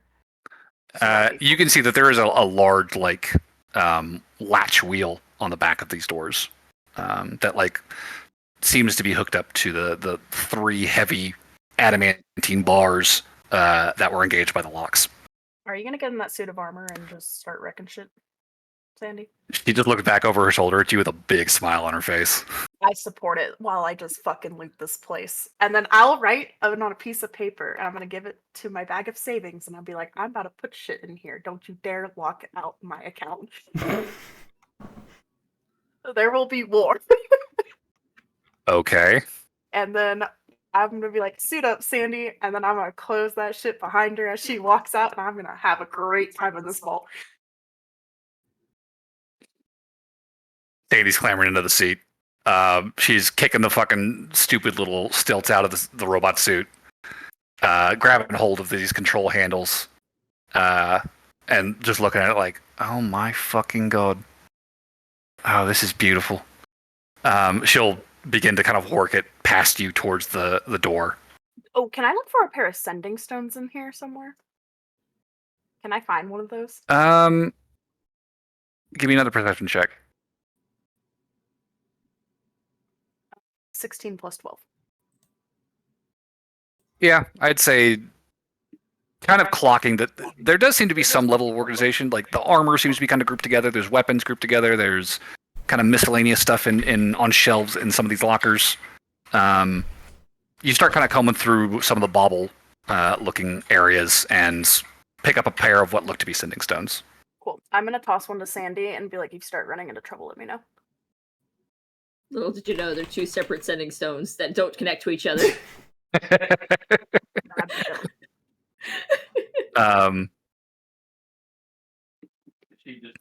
She catches it and is just like, yeah, will do. So she'll step out of the vault, and you'll just hear her kind of call out, "Hey, does anybody know how this thing works?" And as you close the door, you just hear it. Oh shit!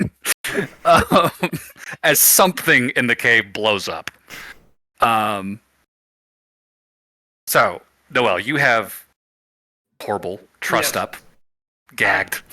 Just one more dimension door. Come on, let's go. Okay. Back to the room.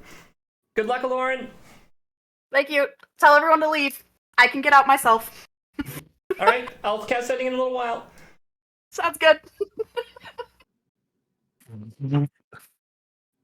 Noelle will appear in the party's midst with a small, tied-up halfling, sweating profusely, with these glassy, glossed-over eyes in her possession. Send me a shopping list. I've also say that to Noelle before she goes. Okay. As I reappear, I'm just gonna say, "Look who I found! It's Korbul. We gotta get out of here." You hear another from somewhere deeper in the cave, and the shouting and picking up at this entrance completely fades away as you hear people screaming and running deeper into the chamber. Yeah, what is the party doing? What's going on? If I have any seconds left on Dominant Person, I would just make sure that Korbul is blindfolded, gagged, hands tied, just so if there's any spell casting, it can be avoided. And I'll say, "John, can you carry him?" I'm sure I can do that. Okay, let's get out the way we came in. He is surprisingly dense for his size, but you heft him over your shoulder, and you guys begin to scurry out the exit passage that you came in. All right, what about this guy? Are we still getting him? Do you take him with you? I mean, a barn. He's a big dude. Are you taking? Oh, it's cutting out. Him with you? Oh, it's cutting out. Sorry. Hiccup. If we have hands enough to carry him, if not, I mean, Barn is there. Hello. Can Barnaby carry him? If so, we should go with him. I mean, he is. If you take off the splint armor, I think he's carryable. It would not too much difficulty. You don't need that. Okay, we'll do that. Sure. Okay.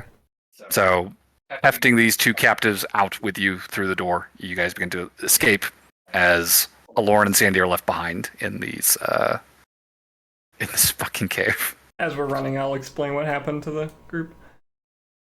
Okay. I need to take a break here because I really need to use the bathroom, and I also need to figure out what the fuck I'm doing with Aloran looting this chamber. So, be back in 10. And we'll pick up from there. Shopping list. That was the most successful 2 hours of this campaign we've ever had.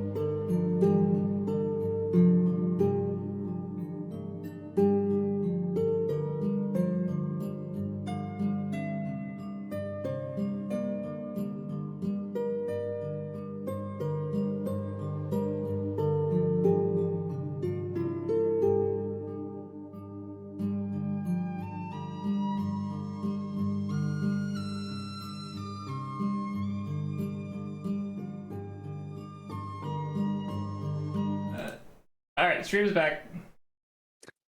Okay. So,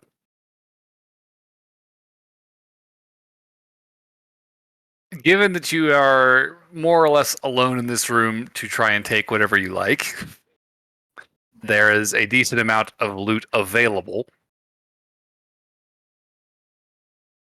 I think it is not so much, is there anything, as much as it is a question of just like, are there things I care about, right?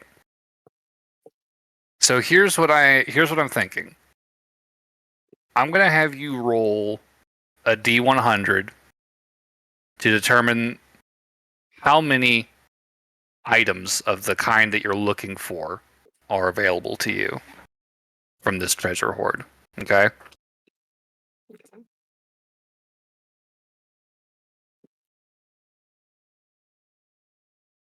Seems reasonable. Oh, hope it's very high. No. Watch this is on. I'm just gonna need a roll back one. Is your mic up? Garbage. Oh no. It's up. There we go. Okay. Don't want a nat 20 on a D100, I'm just saying. All right. It was a 74. 74. All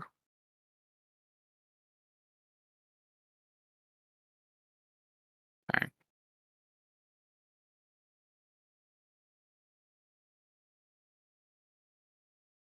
So here's what I will say.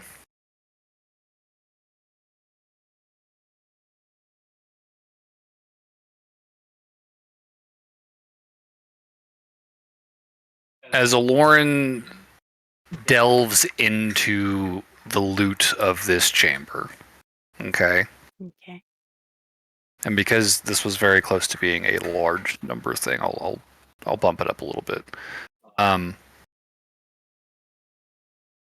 You are able to find a handful of things that pique your interest, specifically your interest, right? So go ahead and give me a D4 roll.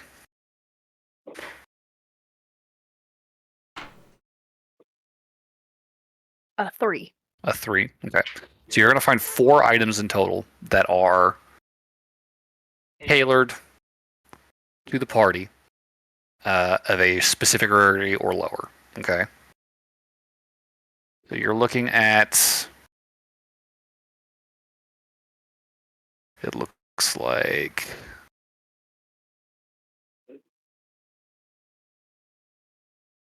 One uncommon item and 3 rares. Okay. Okay. Or weaker. In addition to that, there is going to be one item in particular that jumps out at you as like, oh, that's extremely interesting. And that is going to be. Excuse me.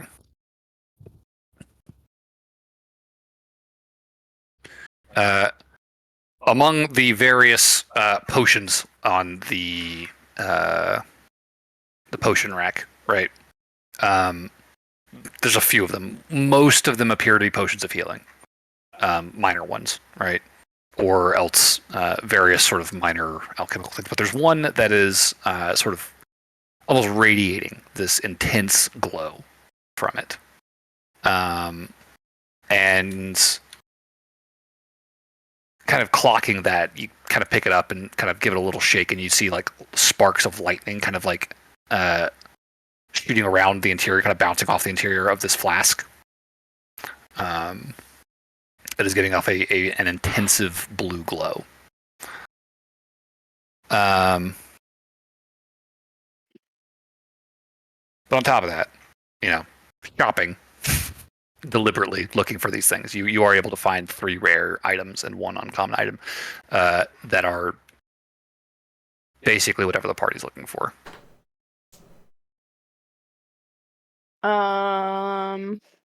There are obviously lots of magical items lying around, but I will reserve the right to determine what those are as you continue hunting. I feel like the only big thing Aloran once is an amulet of health or a tome of understanding, but that is definitely not a rare item. Don't forget something for your bay. I know. Well, amulet of health is rare. Yeah. The tome of understanding is not. I was about to look up like ranger items.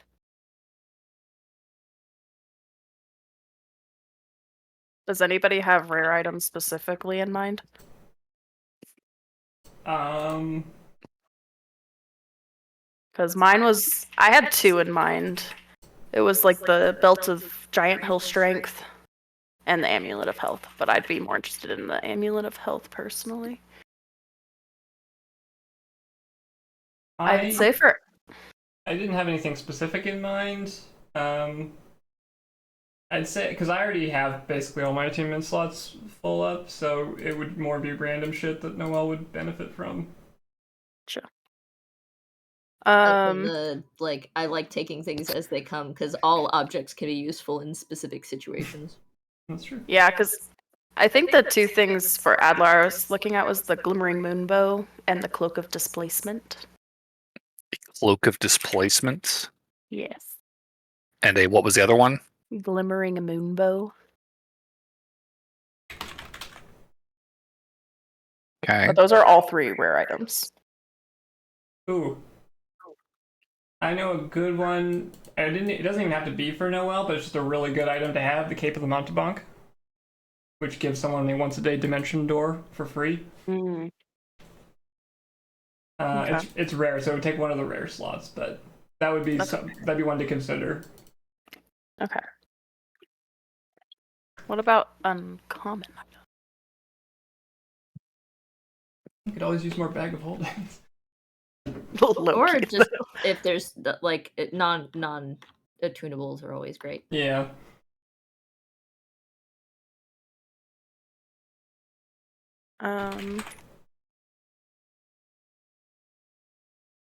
See, uncommon items that don't require attunement.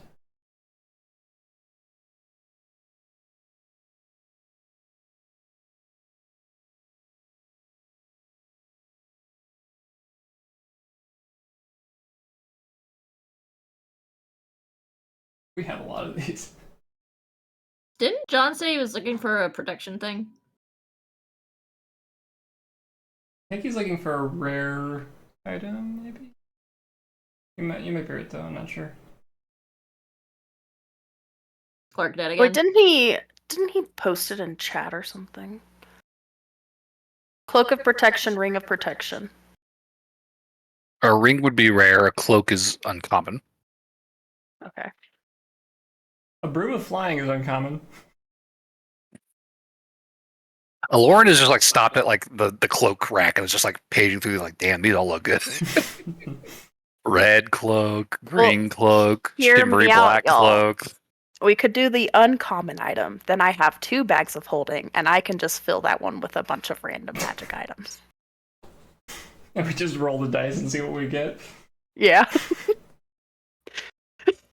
And also see if you can find a replacement for your chime there.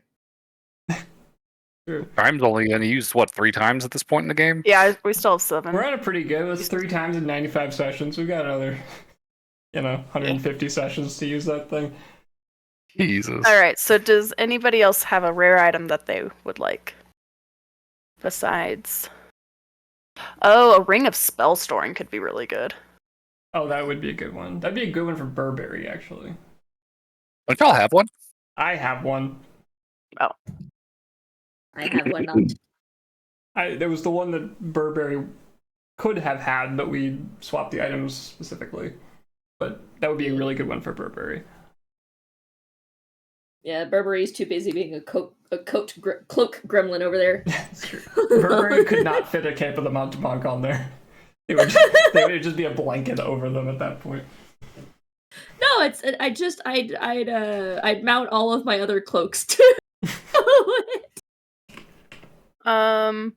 We call it the Cloak of Cloaks. Ring of Spell Storing or Cape are my 2 votes. But the other 2 slots, I'm totally cool with whatever you want to do. Part of me's...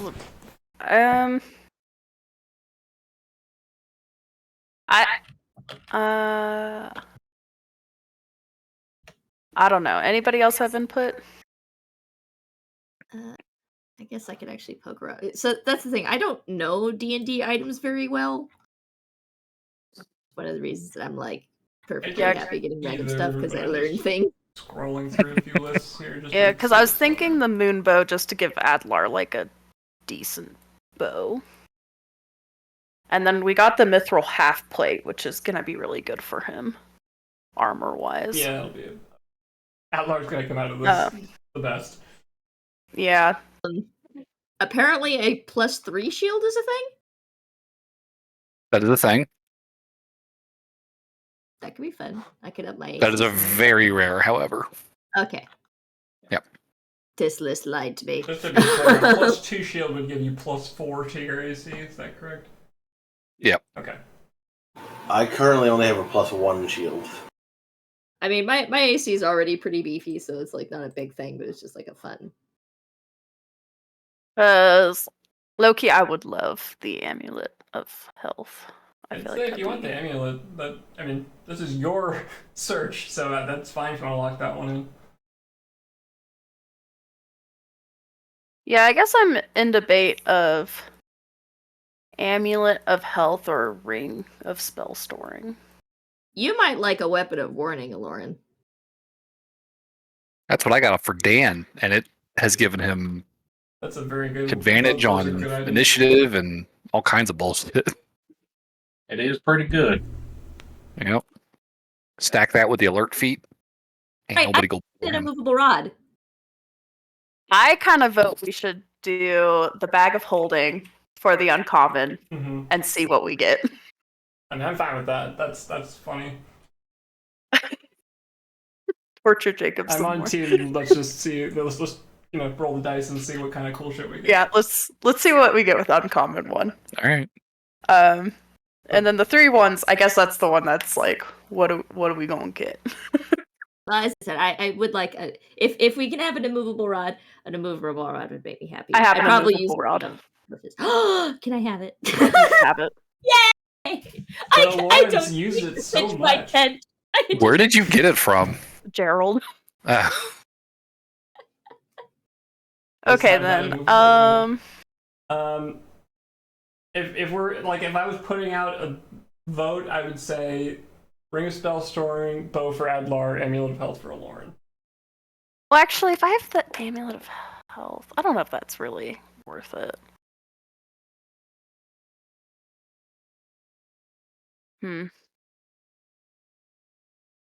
As I feel like the belt of the giant would be better.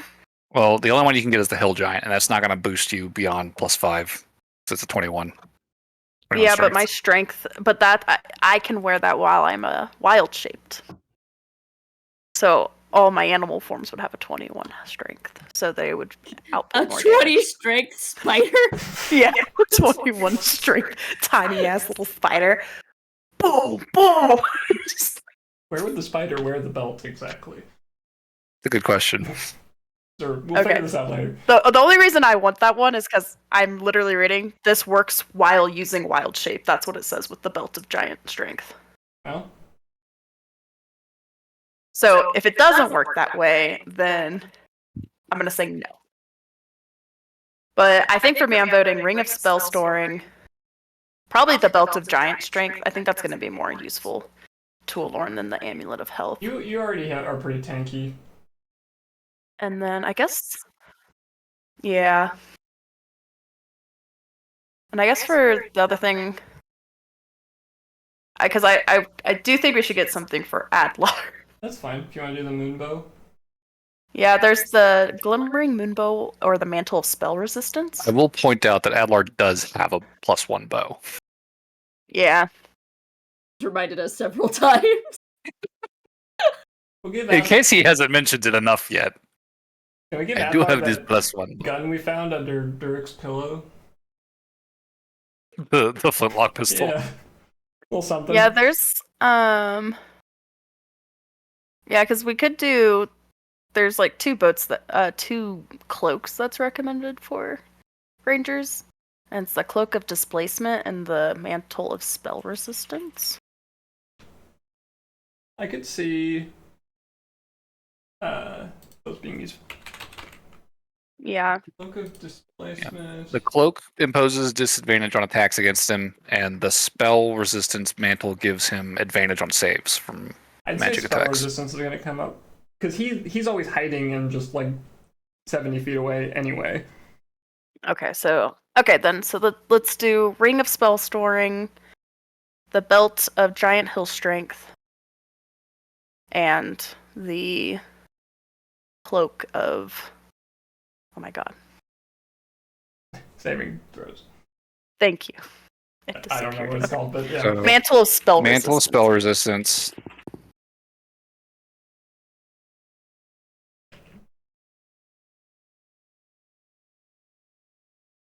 Ring of Spell Storing.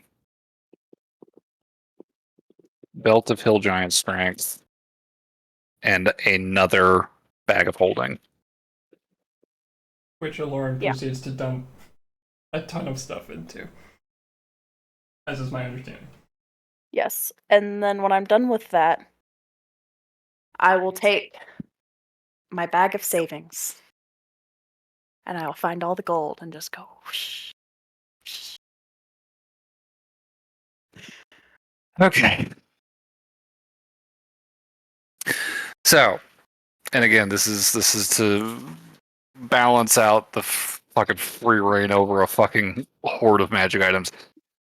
You take your time shopping to kind of make an assessment of like, okay, does this feel like what I want? Because you don't have time to identify everything. You don't have time to sit and attune to everything to figure out what they are. You're eyeballing these, right?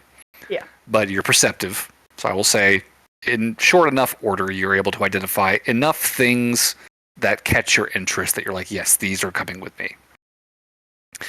Interspersed with all that, Aloran, you are shoveling gold into bags. Yes. So I will say, give me a 4d6 roll. Oh, 4d6s? Yeah, roll 4d6. Okay, I'm just gonna do that on the computer. Hopefully it's not cruel to me. Oh, 19. 19. It was not cruel to me. A lot of times, Okay. those ones are cruel to me. Roll 5d6 for me. Okay.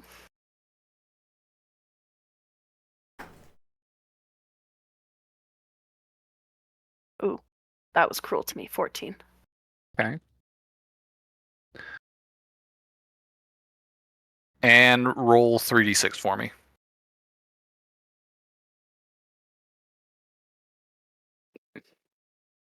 All right, that was a 10. 10. Okay. Okay. So, we'll address those totals later. Final rolls. Go ahead and roll another D100 for me. Complicated board system. 79. 79. I wish it was 69. And give me a D4. You know what I'm sad about? Oh my god, wasn't my other roll, my other D100 a 78? Yeah, it's pretty close. 73, I think. Oh, I got a 4. Okay. Now I will do my bit.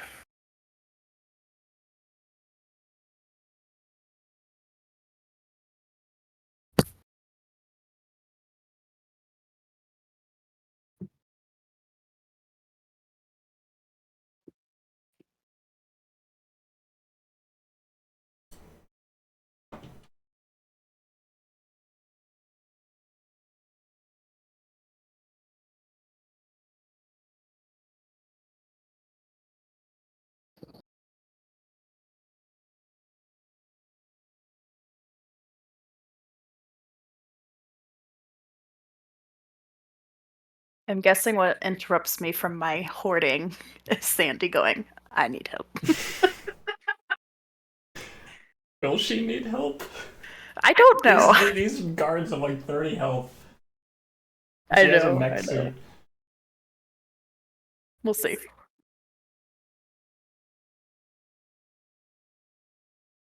I'm a little nervous that he gave Sandy a mech suit, but cross that bridge when we come to it.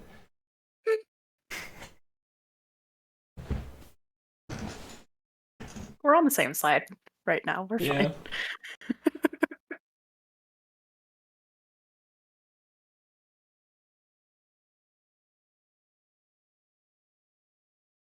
Oh, random question, DM.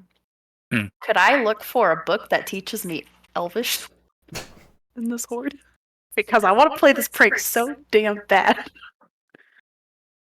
Give me a perception check. You mean something that automatically teaches you Elvish, or something you have to Yeah, just like automatically, dude. Oh, it'd be so bad. I feel like this happens every time. I work really hard to learn a thing, and then it's just like, oh yeah, we can just do it now. Nice. All right, it's a 17 plus 12. So at 29. 17 plus 12. At 29. Okay. So I find a bookie to play prank on Adler. Yeah, sure. There's a book of a really big, dense, thick book of Elvish grammar for foreigners in there. It's Inigardi Elvish. The pronunciation guide is probably going to be very formal, very much in line with Noelle's Elvish that she's learned. Cool. So not quite in the same dialect as Adlar's, but it will be Elvish. Okay. As you are shoveling stuff into your bag, coins, gems, cloaks, a magic rock, another cloak, a suit of armor looks cool, a mandolin, just fucking shoveling shit in at this point. You're just like, fuck it, these look nice, these look like the party will like them. It will strike you after a few moments as you kind of get this last item stowed in the bag that it has gotten very quiet outside the cave. Sending This chamber to Sandy. Hey girl, how you doing out there? I'm doing fucking great. Can you open the door? I think we're done. Well, I shall open the door for her. Okay, so you undo the door, and pulling open the double doors, you see this big mech suit just into the vault. Those large box-like compartments on its shoulders and hips are all like smoking. The latches on the front have opened up, and these like numerous like honeycombed sockets across the surface of the interior of this box are all like just fucking hefting fucking this fucking ashy propellant smell. The blade on the right arm of this creature, this mechanical suit is just covered in blood, and smoke is now beginning to very rapidly kind of waft in from the main chamber into this vault, kind of filling the air. And you can hear Sandy from inside the suit. Her voice kind of robotic, mechanical, filtering through some sort of sound system built into it. It's like, yeah, I think they're all fucking dead. I don't see any more. Ships are in the water, and I think we got this place to ourselves.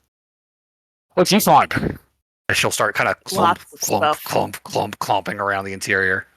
I mean, go shopping. Get whatever you want. Yeah, you know, I wish I could. Not sure how much of this is up for grabs, but, you know, I figure once the clearly buys are done, I might have my pick of things. You look at these things yet? She'll start kind of like reaching out and opening the large metal lockers. Nope. Didn't touch them. Sandy kind of bends over. You see the robot put its hand on its knees as it leans over to look inside. And following her eye line, you know, you see this much more human-shaped suit of armor. Similar in its appearance to this mech, though kind of in miniature. It's got the same kind of segmented metallic plating to it. And this like fully enclosed visored helmet for a head. No lights shining from it, though you can see that there are places across its body where these lights might shine, similar to the suit Sandy's wearing currently. And she kind of goes through a few of them as she looks, and she says, "It looks like he was making himself a little army. Well, Poor Korbul. Real shame." well, they're all dead now, so. Hey, question. Mm-hmm. Does this look anything like your buddies? As she'll kind of reach forward towards one of the lockers that she's kind of walked past and tip it over, and you'll see this suit of armor fall out of it. And this one is markedly more dinged up than the others, streaked with sort of scrapes and stains and scratches, and you're immediately flooded with this kind of wave of recognition as you see Gerald's armor lying on the ground in front of you. Oh, shit! Hell yeah! You're right! Huh. Oh. She'll start kind of flipping it over, looking it over. Oh, cool.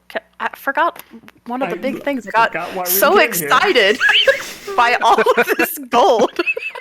Let me go look for Yeah, it'll look like that, won't it? Yeah. Holy shit. Can I At least go... all Gatewatch. She starts looking at the other suits of armor, like kind of opening all the lockers, looking in. Are they all the same? Fucking A. Give me an investigation check. Oh, shit. Okay.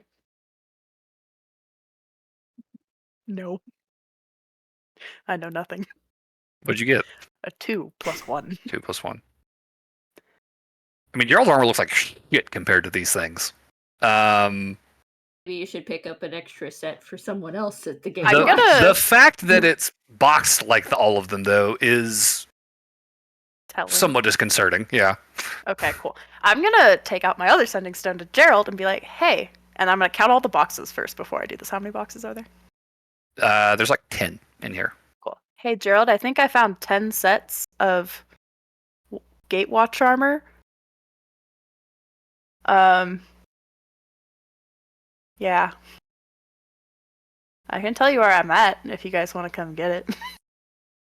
I don't think that's a good idea since the Calabuyers are going to be coming to grab the stuff themselves. Yeah, but that's what part of the reason why we were here. And Sandy knew that. She said that she would get rid of... We could have kobold stuff, and then she would just forge the rest.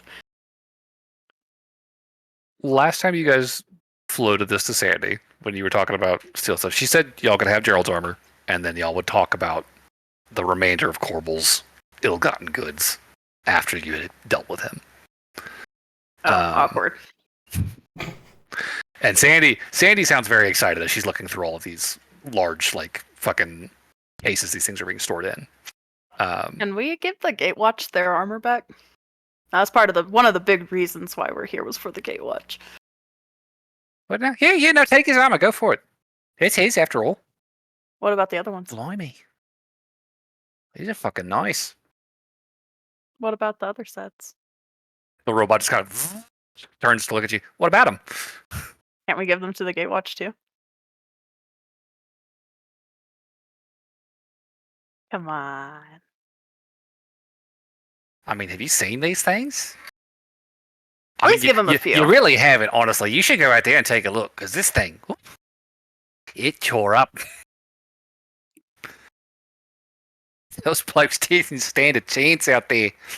Oh wait, are these the other suits like what she's wearing, but miniature form? They're similar. Like, you definitely see that there's overlap in kind of the design language of the smaller suits of armor versus this large mechanical monstrosity. But does it match Gerald's armor? Gerald's armor is like dented, stained, rusted, scratched, very badly maintained compared to these suits. And with the 3, you're questioning there might be a relationship there, but it's also not your area of expertise. I'm gonna look for the tranquil plane. All right, give me a perception check. I forgot about that. Okay, that's a 24. 24. I mean, Can I also look in my ledger? You have been over this hoard extensively. And there is nothing matching the description of a magic mirror anywhere to be seen in this room. I will say, paging over the ledger, you would find fairly early on, dating back a few months, there is an entry marking the sale of a magic mirror to an individual referred to as Renascence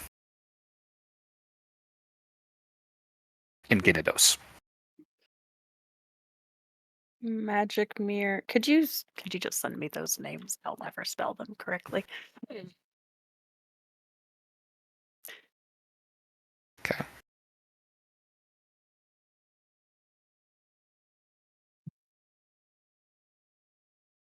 Can I see if I can find Gerald's sword? Because he got robbed, but like everything. The sword is in its sheath on the back of this suit of armor that just fell over. Okay. Yeah, they were a package deal. Cool. Well, then she will shovel that in then.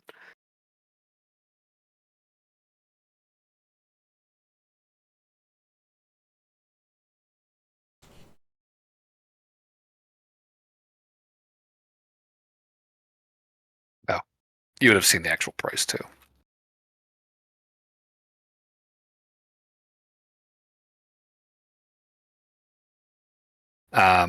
He would have sold this to this Ranazath figure for 250,000 gold pieces. Yeah.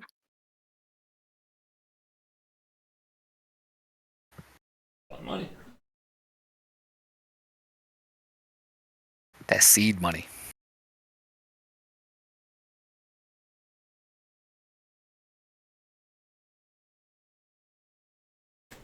So, I'm just gonna take this ledger and I'm gonna pretend I don't have it so Sandy doesn't see it. I mean, you guys did search over that room together, to be fair. I'm gonna burn it later. I'll say give me a sleight of hand check.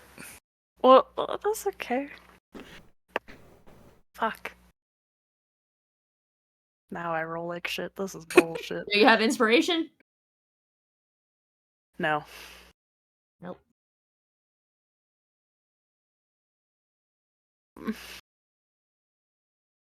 A 10. A 10. Okay. So, trying to stash this quietly. You think you've done a pretty okay job. Sandy, I think, is still kind of moseying around in this giant mechanical suit looking at the various other items around the room now that she's kind of inspected all of these containers where these suits of armor were. And it looks like she's just kind of like taking stock of what all's in here. Well, Korbul was certainly doing well for himself. Poor bastard. I suppose at some point we probably need to go take care of him. Unless you want to.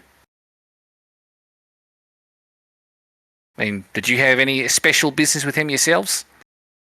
I feel like she's like looking at the armor that was at her feet and she knows where the tranquil plane went and she's like, oh no. Pain. Pain, yeah, the tranquil pain. I don't know if he has much use anymore, but we'll see. Well, I mean, obviously not want to tell you how to do your business, but as far as my business with him goes, I mean, I've definitely got questions for him that need asking before we put him down. So, you know. Keep him alive. Got it. Yeah, whenever y'all are done with him, by all means, bring him back. Are you just going to stay here? You know, I think I might actually. This is hell of a fight. He was certainly doing well for himself in the short time he was flying solo. Nice. You still got that ledger though, right? I thought I saw you paging through it earlier. Oh, that was a love letter. from Adlar. Roll deception. It's 50 pages long.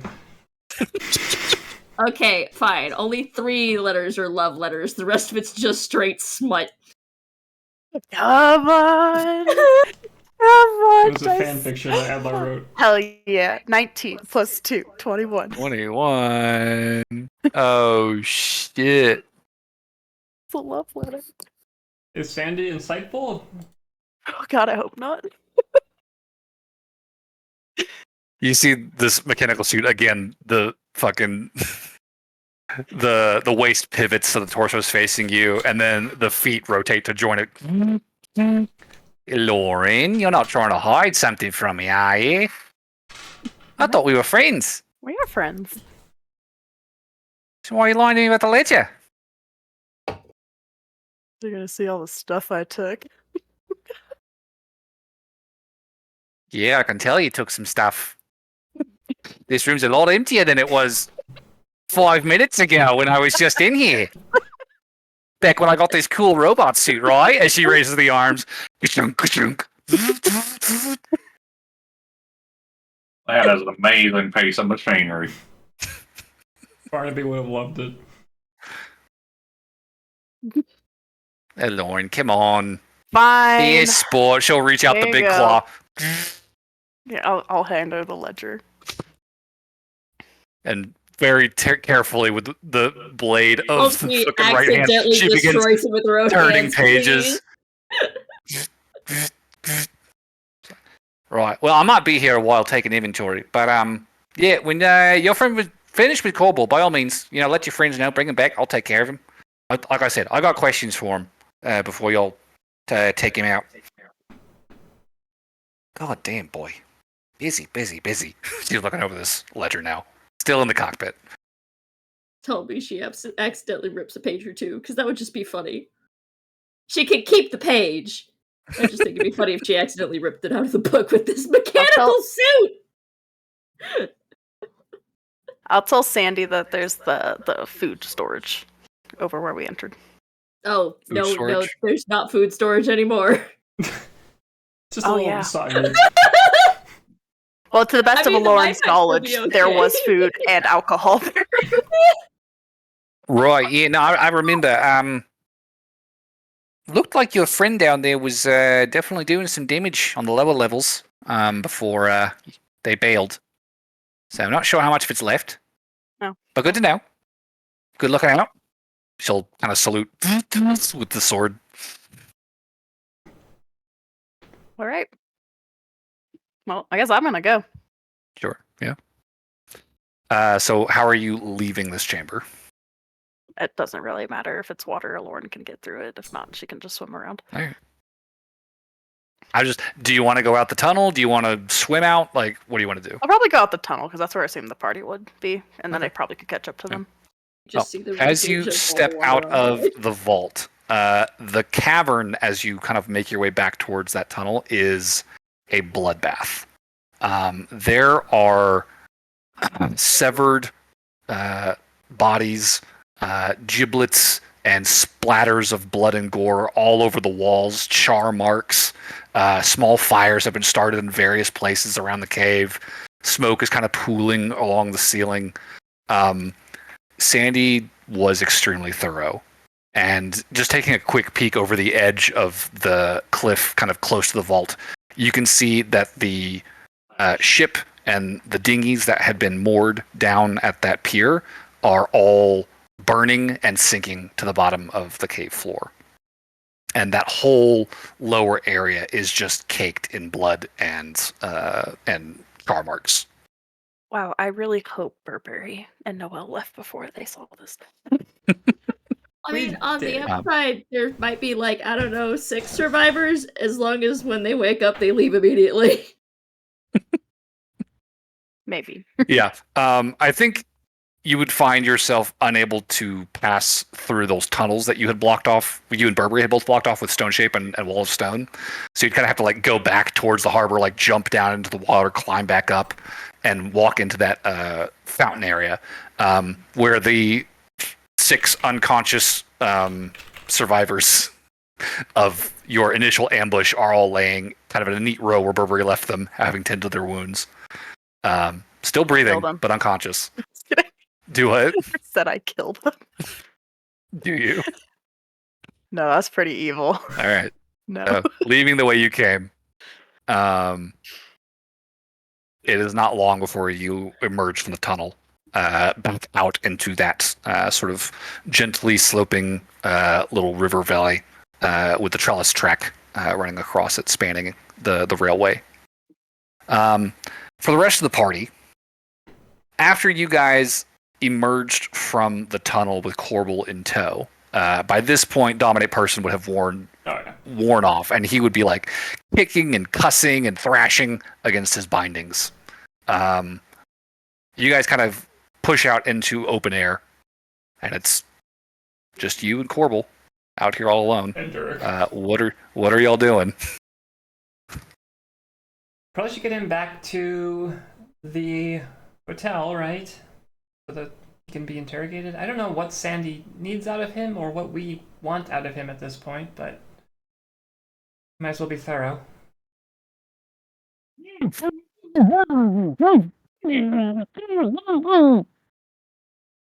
What? Do you want me to put another sock in there? I think I got it pretty good. Just fucking, you can tell there's a lot of fucking F-bombs dropping behind that gag. Sound like he's in a productive headspace. Perhaps we should wait for the others to get back. They also had questions. Yeah, I would not love to leave alone in there. Should we go back and check in? I know Sandy was sort of chaotic. Eventually, yeah. Well, with the number of people in there, I would rather let them do their stealth mission. I don't think it's a stealth mission anymore. I don't know! No, I'm telling you that in character. There, you feel like a faint rumbling under your feet. Well, if it's chaos being Sona, Lauren should be fine. He's pretty capable. I think this was the best way. We can wait if you guys want. I guess we're just in there's like nobody here, right? Yeah, I mean you're out in the middle of nowhere. Yeah, like there is like a path closer to the coast, but you guys are, several hundred feet from it. It's a walk. It's a bit of a walk. Well, let's. Can I? I was just gonna say we'll just get an area kind of set aside, a shady spot near a tree, and just kind of set up a little picnic. Post up. Okay. Is there like a Santa Claus in this world? Santa Claus? Yeah. No. Is there something like a figure that brings gifts to people or anything? Wait, there was a Christmas. Was there? Yeah, there was. Related to that Christmas? The solstice is. Oh, excuse me. Because I have a funny bit I really want to just. I can already tell. Let me see. What is it?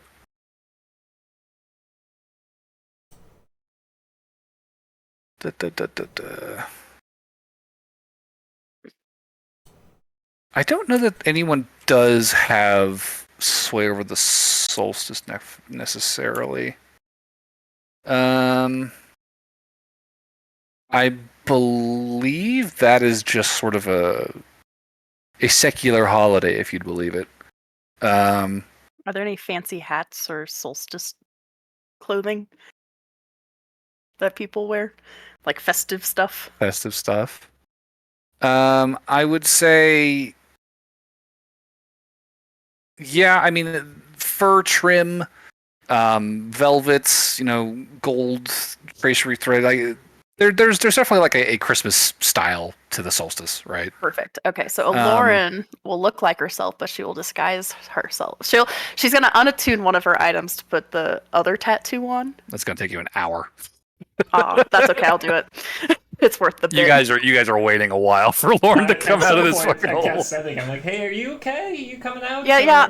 I'm concentrating 1 second. Okay, Sorry. it's just been like 40 minutes. Holding this needle. Was that a Lauren? Tell her to hurry up.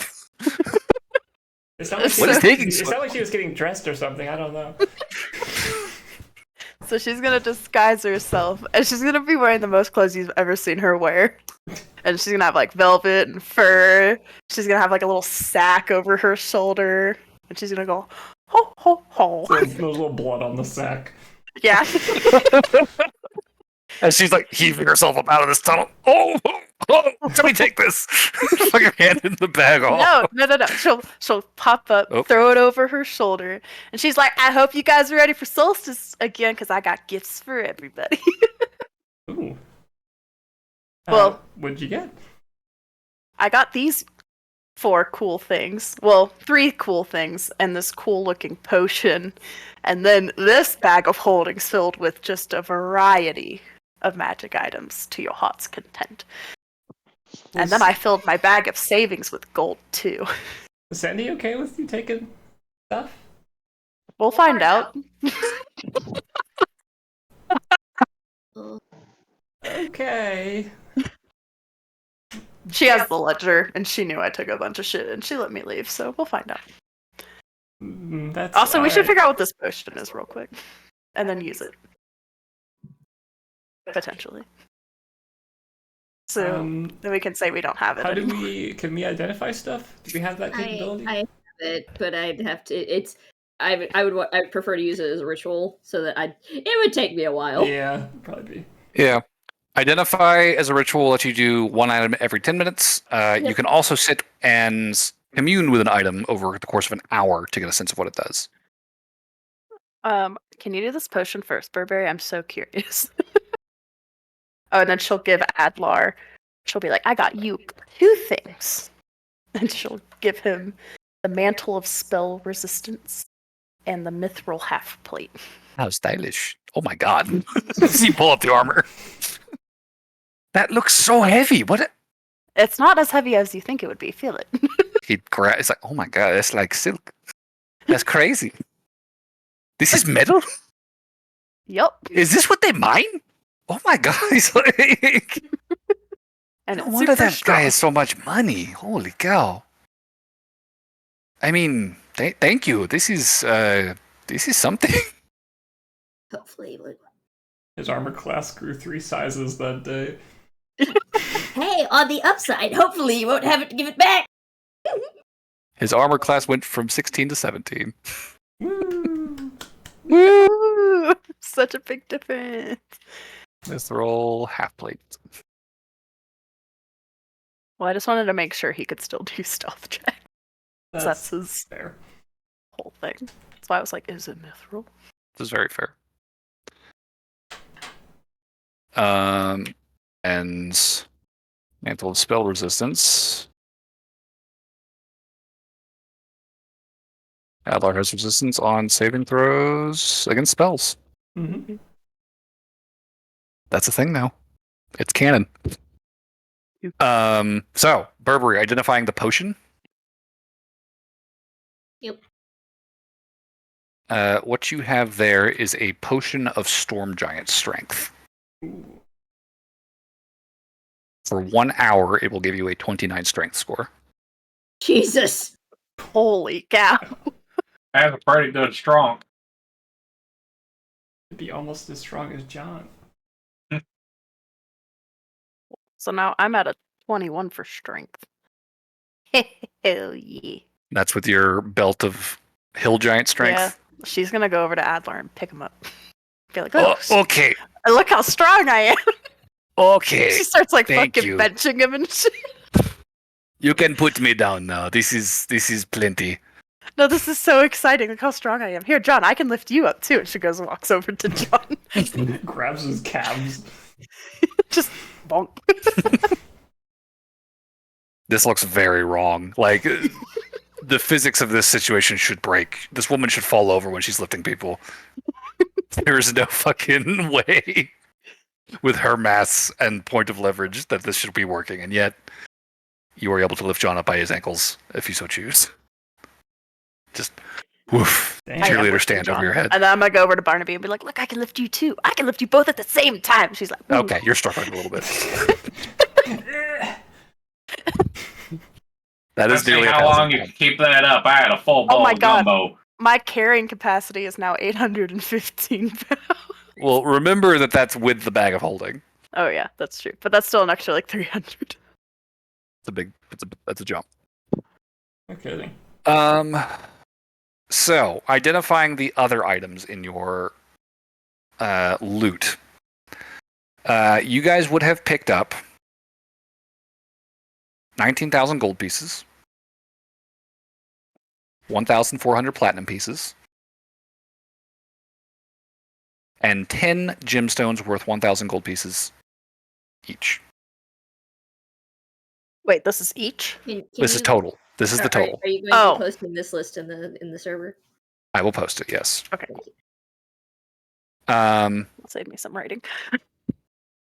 You also would have found, as you identify the items over the course of your rest,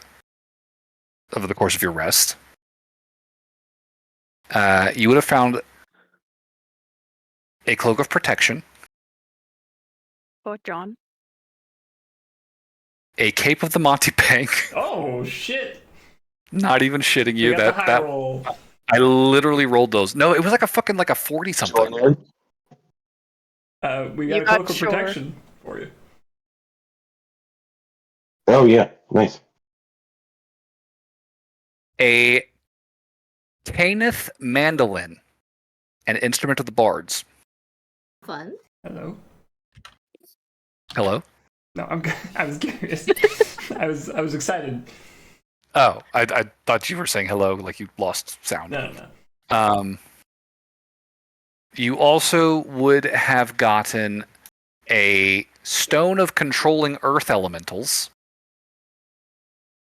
Very specific. which is all right. a large topaz, like fucking framed in this like swirling gold filigree kind of mantle design. And you also would have had you also would have found a suit of armor, heavy plate mail. That is in fact cursed. This is an art. This is a suit of armor of vulnerability. Glad we identified it. That's, You have resistance to bludgeoning damage while wearing this armor, but while cursed, while attuned to it, you are cursed with vulnerability to piercing and slashing. All right. Barnaby, don't put it on. I wasn't gonna. I like my armor, thank you. Good. I just Now got we all can the just sell dirt it in to the spots I somebody. wanted to. We can sell it to somebody and say it's a great armor. That seems wildly irresponsible. Someone will die because of that call. Here, I'll just It's like the nicest chunk way it down the possible. hole for But sanity. what part of this group makes you think we're responsible? That's a good question. Fighting a cult and killing the giant sea monster part. That's not responsible. That's just a Tuesday. We haven't done that yet. You literally killed one in Freeport this past month. What are you talking about? That was a whole thing. Killed a giant. Oh, that one. Their big sea monster, yeah. Right. Yes. Just not their biggest sea I monster. was thinking of the big one. The really big one. Yeah, no, I that one's coming. I know. I'm very not okay with that one, but yes. Responsible, like I said. I think you're confusing bravery and stupidity. Lauren's gonna go find a place and read that book so she can learn Elvish. I mean, it's a book. It's not a magic book. It's just it is a book of Elvish. Oh, okay. I didn't grab it then. You'll have to work with the rest of it. You can study it on your own time with this magic, or not with this magic. With this book, you would not need Burberry to teach you. Well, I mean, it wouldn't be me. Or Noelle to teach you. Excuse me. Yeah. I guess I have it. Maybe. Okay. Anyways, We should decide, because do we need Korbul at this point? I feel like we kind of accomplished our task. I also found out who has the magic mirror. Oh. Okay, that's good. Oh, and I have Gerald's armor. Oh, right, that was why we came here. So none of you should go downstairs. Especially you two. And she points at Burberry and Noel. Well, that doesn't sound like any fun. Yeah, don't. No, trust me, do not go down there. You'll be very upset. Good to know. On a scale of 1 to 10, how upset will I be? Because now I'm curious. 100 out of 10, like max upsetness. You're not talking about me, are you? I'm talking about both of you. Don't go down there. Okay, she's like, what the fuck? What are you saying? what the fuck did you do? Oh, you already know, you big baby, shoves it right back in.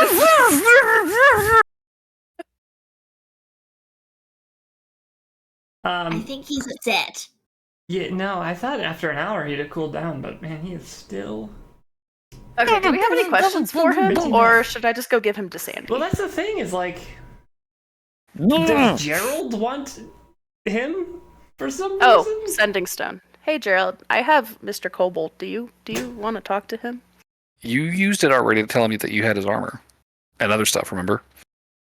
Yeah, but I never got a response, so I was assuming that I never actually used it. Oh. Because I never got a response, so I was like, okay, there maybe... To him too. Okay. I mean, he would have responded. He would have responded for what it's worth. He would have been like, oh shit, really, where is it? Please tell me, because I would love to get that shit back. And then he would follow up with the sending of his own so you could tell him where this place is.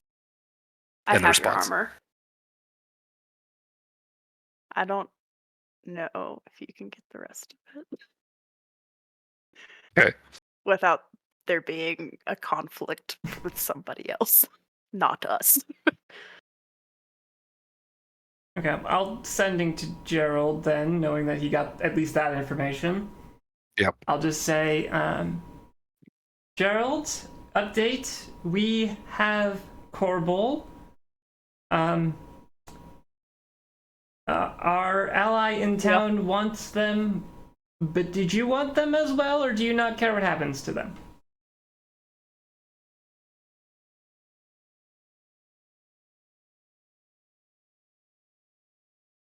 Gerald's response would be somewhat slow as he's mulling it over. He would reply and say, if he does know anything about the pain, yes, I do want that out of him. Oh. But that's it. They can have him for all I care after that. I will then relay what I know about the pain to Noel to tell Gerald. Okay. Mad. Well, is there anything more we could extract from him about this pain stuff? I mean, we could ask him where the person he sold it to, like, did the trade, so we can get a ballpark idea of where that would be. Magic mirror sold to Renascence and Genidos. So we have a place. So where is... Wait, in Genidos? Yeah, in Genidos. Mm. Which I have no idea where that is. Alright, here, I'll take the gag out of his mouth. Hey, we got some questions for you. Are you? Okay, well. Just seen that one coming. You wish. I had such a sweet setup, and you literally walked in, told me to get on my ship, and fucking ruined everything. Are you fucking kidding me? You shouldn't have fucked with Gerald. John would like to enter his vision at this point. And He just slides in into the background. I just like to subtle, just intimidate him with my presence. All right, I'll give Noel advantage on whatever's about to happen. Okay. So what are you saying, Noel?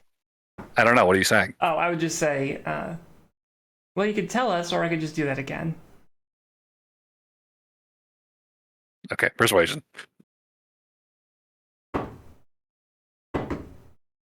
Okay. Roll 2 12s, so that is a 25. He just deflates.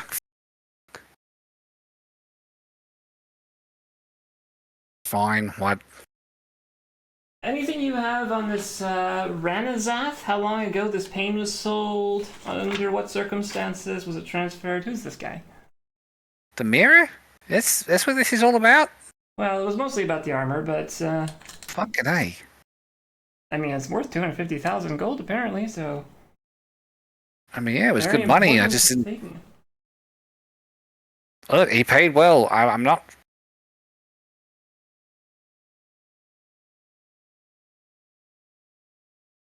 Look, I never met Ranazath myself, right? I met representatives. Mm-hmm. He sent some folks to town, goofy guys in masks, real stupid cloak and dagger shit. He was very invested, they said, in acquiring this item. And he offered the best price, so I sold it to them.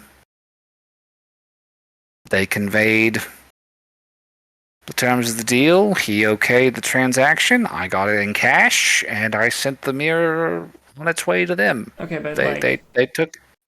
Is this name known? Is this guy part of something? I don't fucking know. He's probably a wizard. Everyone's a wizard out in Ganados. You have a really shitty attitude. I mean, it's not been a good day for him. I know, but he's annoying me. He just looks at you like, "Fuck do you expect from me? You ruined my life just today."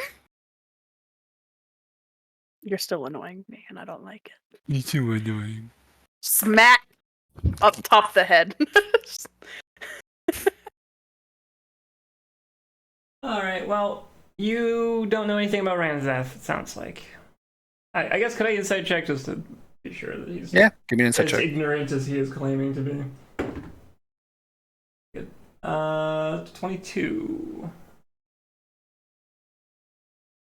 I would say that you pick up that he's trying to play it cool. There's definitely like the resignation of his whole, fuck yeah, she could just dominate me again and get it all out. Fuck it. I could dominate you.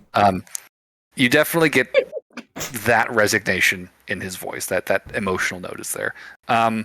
You pick up that in talking about Renazath, he is trying to play it cool, but there is definitely an undercurrent of unease in his description of this interaction. He seems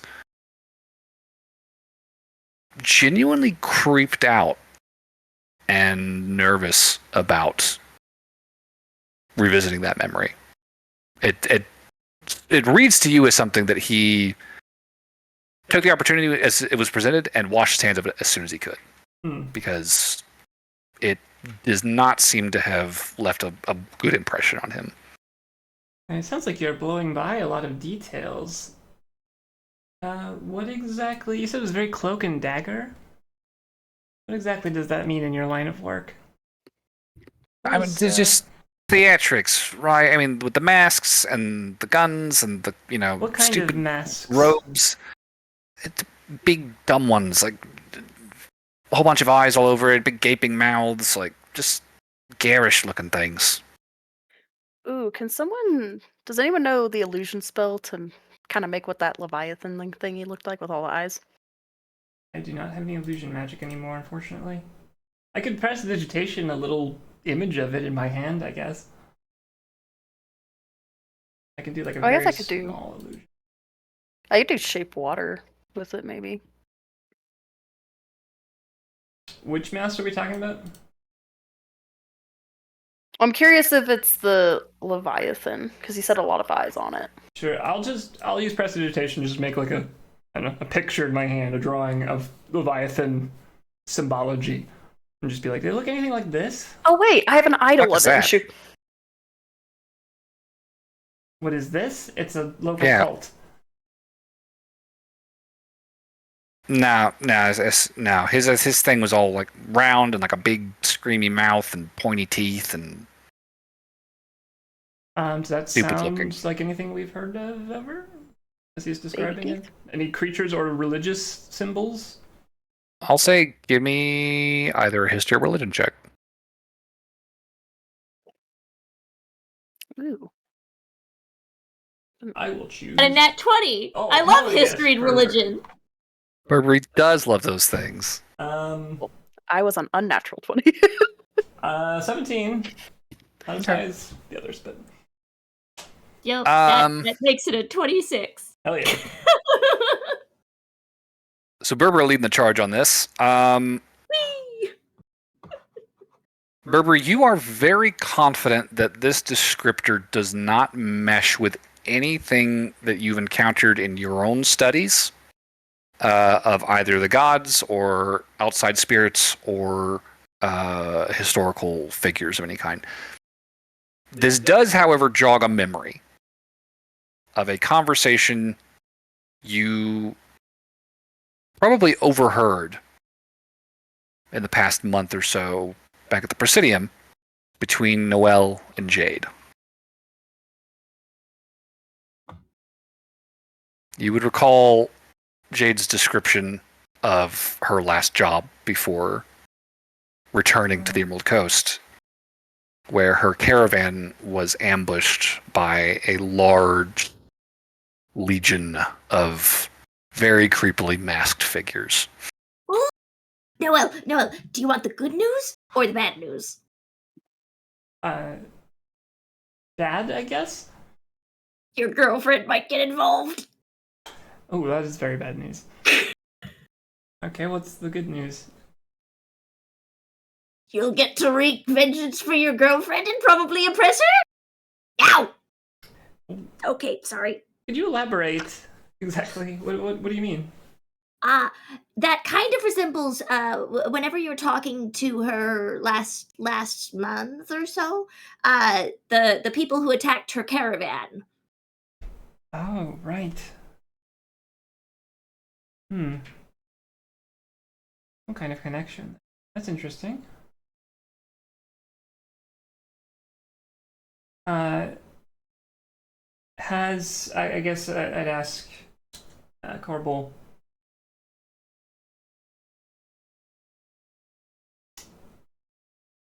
Has the name... I already kind of asked this. Has the name Renascence ever been something you've been aware of before this transaction? He shakes his head and say, nah, I mean, it sounds like some made-up wizard shit, so, you know, it meshes, but don't know him, never heard of him before. But his money was good. Gold's gold. Fair enough. Also, I would ask, because I think I'd have to look at the map, but I'm pretty sure Burberry and I walked through Gynedos on their way up originally. You did not. Did we not? You would have passed through Handalar on the way to Freeport. Or Himalar, excuse me. Or no, it either Handalar or Himalar. There's two H-word dwarf cities that are very similar in name. But one of them is south of Freeport, and that would have been the path that you guys took. I'm trying to think, because I remember we started in like Ghost Shifheim or something. Was our like original or origin or whatever. And I didn't know if that was north or south of Gynedos. It would be south, if I'm not mistaken. I'm double checking the map just to be sure. South, but we might have walked through that town. I'm almost confident you didn't go through Gynedos, but I will double check. So, looking at the map, you guys would have approached Freeport from the south. You would have passed through... Yeah, it would have been Goshifheim to Handalar, and then Helmfirth and Freeport. Where is Gynedos on that? Gynedos on the map is almost due west, slightly north of Freeport, along the edge of the map. north of Lake Elwood. Okay, yeah, I totally had it in the wrong spot in my brain. Okay. Gotcha. And Chaser is well north of this whole region here. Okay. I understand. Okay, well, I'm just gonna regag. What's his name? Do you want me to take him down to Sandy? I mean, Gerald only said he wanted us to keep him for information about Renascence, and it seems like he's run out of that. So if Sandy wants him, I guess it's her turn. I'll go take him down. He's got big old eyes, like, shaking his head. Taking him? Yeah. Do you want to be blindfolded or unblindfolded and see what happens? I recommend blindfolded. He's just fucking glaring at you. He's not going to respond, though. She'll then go a little blindfold. He just starts walking down the tunnel as you have kind of loaded them into it. Cool. So, leading him back down into the base. Oh no, she's carrying his ass. Are you kidding me? She's carrying small. his ass down into the base. Hell yeah.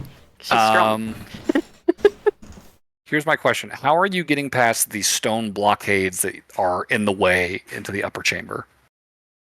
Because if you don't have a way past them, the only other way up is going to be climbing or flying up to that cliff edge from the harbor area. Can I cast Dispel Magic on the door that Burberry messed with? Does that work? I mean, the door itself isn't magical. The way it got there was magical, but in itself it's not. Stone Shape is an instantaneous spell, so there is no longer any magic holding that stone in place. It was instantly shaped into that space and then left right there where it is. Cool. Can I just try to use my giant strength and knock through the door? Lauren's feeling very strong. She's very excited. You can also just like call Sandy over. Just be like, hey, can you knock down those, walls? Oh yeah, I guess I can do that. Sandy! She starts yelling. Well, goodbye, 6 unconscious people. I think you're yelling for a few minutes before you finally hear some echoing from the upper chambers. And then you'll hear Sandy's voice echo back to you through the tunnels. Hey, you're back! What is it? I have your little friend. Can you knock down this stone wall in like a few minutes when I get in a safe distance away? Oh, fuck yeah. All right, I'll be right there. Okay, cool. She starts backing up into that big chamber. That's fucking awesome.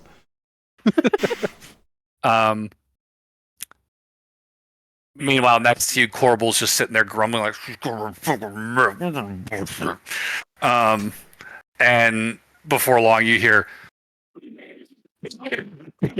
as something is smashing and blasting into that stone wall you threw up. And within a few minutes, Sandy calls down to you through that stairwell. It's like, all right, it's all clear. Just watch your step. It's a little mushy up here. This thing's a lot heavier than I thought it was. And as you make your way up the stairs with Korbul in tow, you find yourself stepping over the mulched bodies of all the people Sandy killed earlier and was just stepping over to try and open this doorway for you. Korbul's just watching all this with wide eyes like, fucking go. And yeah, I think Lauren's like, ooh, I usually have a pretty strong stomach. This is a lot. I say nothing. Hey, set him down. Right here? Yeah, sure. He's not going anywhere. Are you, buddy? Or do you want me to just lock him in that prison cell? No. This'll be quick. Come on, Korbul. Play nice, you're gonna run. Where's he gonna be? Are you putting him down? Yeah. Okay. She's gonna take a health. She's gonna stand next to the robot. Korbul is immediately gonna try and scramble to his feet and fucking run from Sandy. In which case, he is going to try and grab him with the big claw. Oop. That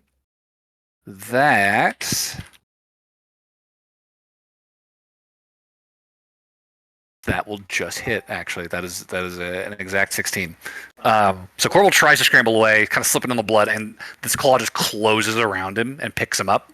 It's like, there we go. All right, Korbul. Got a few questions for you. You want me to ungag him for you? And I got it. Hang on. And she'll just kind of start jimmying the blade up towards the gag. He's like, you got it. Korbul's already like, she's like starting to like cut into his face to like cut the gag, but you pull it off. He's like, oh, you know, fun. Korbul's just got like a big fucking slash across one side of his face now. All right. So listen, Korbul, I've been going over this ledger, and I've got some questions about your bookkeeping as she starts kind of stomping back towards the vault. But listen, I think if you are forthcoming and whatnot, Calaboyas might be willing to maybe talk some business before this is all said and done, right? Korbul's like, you're not serious, are you? And she's like, no, not really. Come on, I'll make it quick if you're good. And you hear her just kind of clomping off towards this the vault with Korbul in her clutches. Should I just go? There's no answer. You're just standing here and all the fucking blood and guts in the cave. She's kind of curious. She's gonna go follow them. Are you gonna go watch? Yeah, I'm kind of curious. Oh right. no.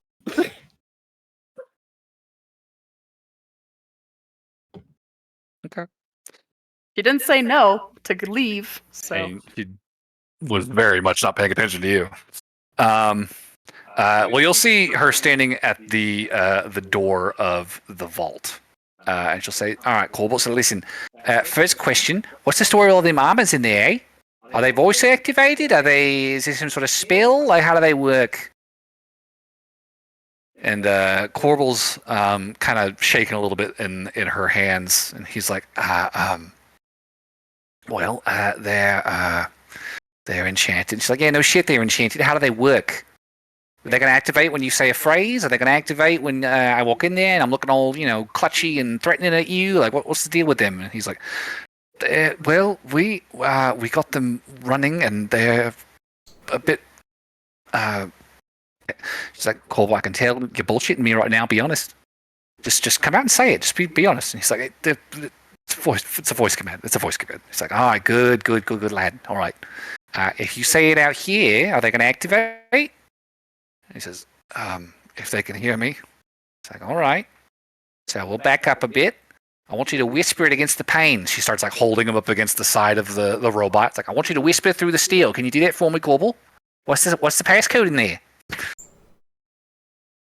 And you can see she's got the sword like pointed directly at his belly as she's asking this. Korbul whispers something. You don't hear what it is. And you can hear her voice through the sound system, like, good, Korbul, good boy. All right. Now, if I hear you say that in there, I'm going to stab you, right? It's going to hurt. I'm going to keep stabbing you until you're dead. And I'm going to kill your robots. All right? So don't do it. Korbul's like, yes, ma'am. Like, all right. Now, inventory. I've been going over your ledger. And she'll start up into the vault. I've got some questions about some of these things, because I'm pretty sure these are Calaboya, right? So how about we go through section by section and you tell me what's what, right? Korbul? So the yes or no? I need you to answer me. It's a very weak kind of echoes out of the vault. Sandy keeps going. He is going to basically circle the vault, asking him about basically every section of loot that you were kind of pulling through, right? Okay. Do I hear any of the things that we took that was specifically Calabaya? I mean, are you staying to listen to all of this? Yep, she's curious. She wants to know if she grabbed something that she shouldn't have. You definitely hear Sandy, like, they get too close. All right, so, textiles, cloaks, hoods, and whatnot. Nice clothes. Very fancy. I like your organization in here. Question about some stuff some friends of mine just acquired. Were those Calabaya materials, mate? The red one? Hmm? What about the blue one with the chain? I remember seeing one of those. He's not there anymore. Was that ours? You don't necessarily hear the answers, but she's like, all right. She keeps kind of going down the line. I want to hear the answers, especially if she's bringing us into the conversation. I mean, also give me a stealth check to see how close you can get to... I'm going to cast a little spell to help me out. Oh, will he pass without a trace again? Yes, sirree. All right. While this is going on, we have laid out a blanket and we're having a beautiful picnic on the hill. And big elvish because I forgot to do it for a while. So it's a 30. How much? 30? 30. 30. All right. Let me double check passives here.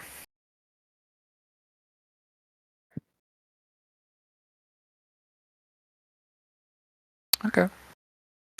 So, as long as you don't get too close, you're kind of standing at the door of the vault, just kind of listening in. So, a big stretch, Bubba.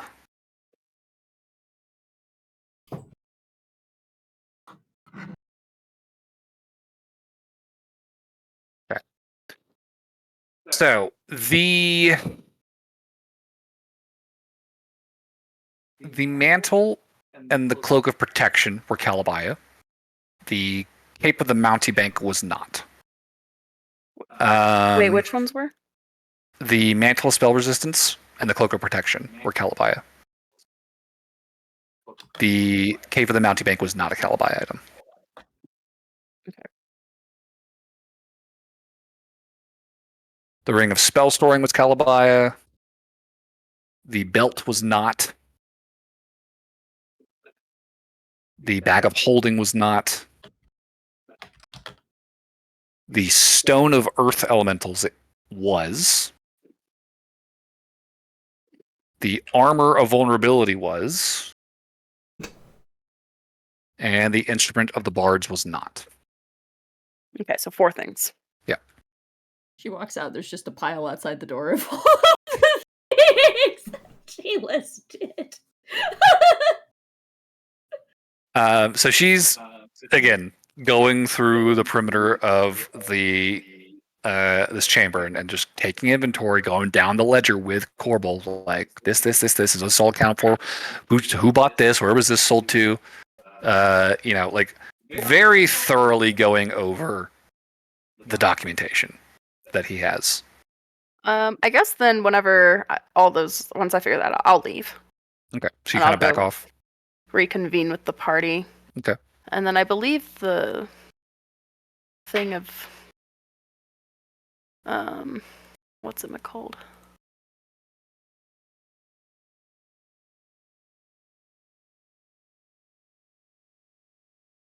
I think my cloak of protection that I have, because I have to get rid of a thingy. I'll probably just leave that behind. And I'll dump that armor down the stairs. With it. The cursed armor. Yeah, the cursed armor and that's the fair. cloak of protection. And I'll get rid of my cloak of protection.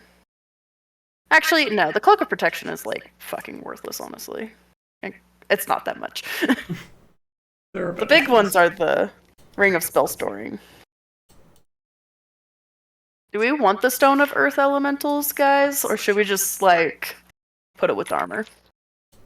I think we can live without that. Okay. Although I'm not really sure what giving some of it back is going to accomplish.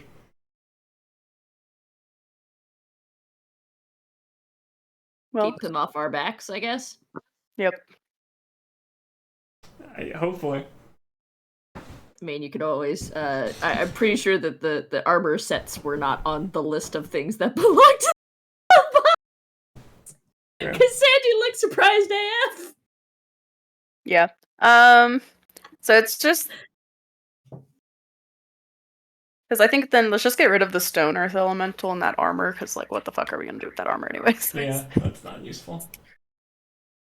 Like I could see the stone of earth elementals being handy. That's true. If anything, let's just dump the armor, and then we can talk about the other magic items, because I'm sure she'll talk to us about it. Yeah, I mean, we're still going to be in Chaser for a little bit, I think. Yeah, but I have no desire for this armor, and no one else does. The armor so. is... Yeah, Dump. good. So we should head back to town? Yeah, I get... what do we do with Derek? Are we just going to leave him here? Might as well. Probably should just... Yeah, Derek's still unconscious at this point. Just laying on the fucking grass next to you guys during your picnic. A butterfly lands on his nose. I think so.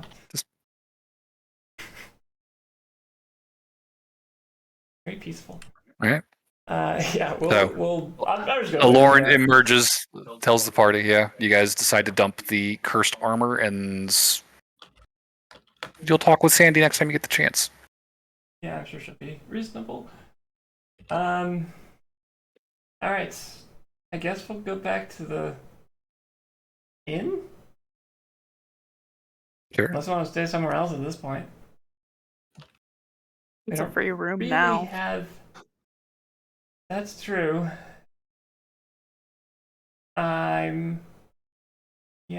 If we're taking Calabaya stuff, I'm a little worried about Sandy knowing exactly where we are, but... I think she's going to hunt us down either way.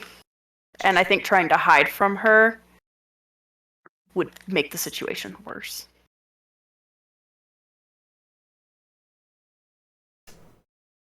Yeah. And she knows I took a bunch of shit. That's true. So, I think for me, it's like... I feel like I'd rather not have...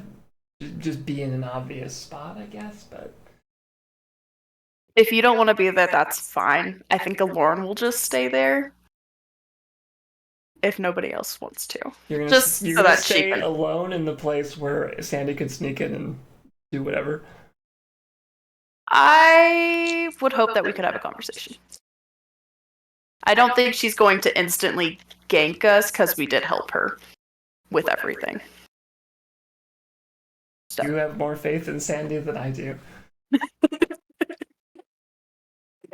So yeah, I'll just stay in the hotel room.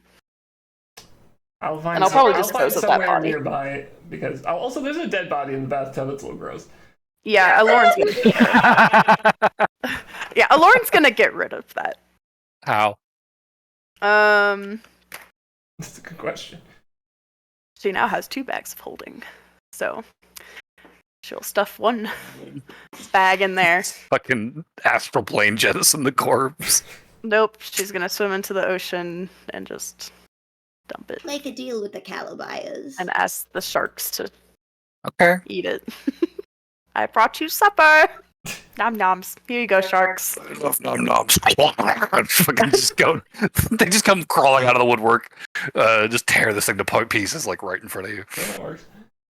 She's like, oh, maybe I could trade the magical items for resurrecting some of their peoples. Wait, whose? The Calabayas. Resurrecting who? I don't know, whoever they want. Fair.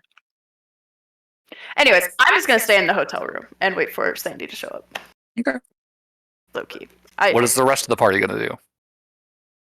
I'll stay there for the day. It's still the day, right?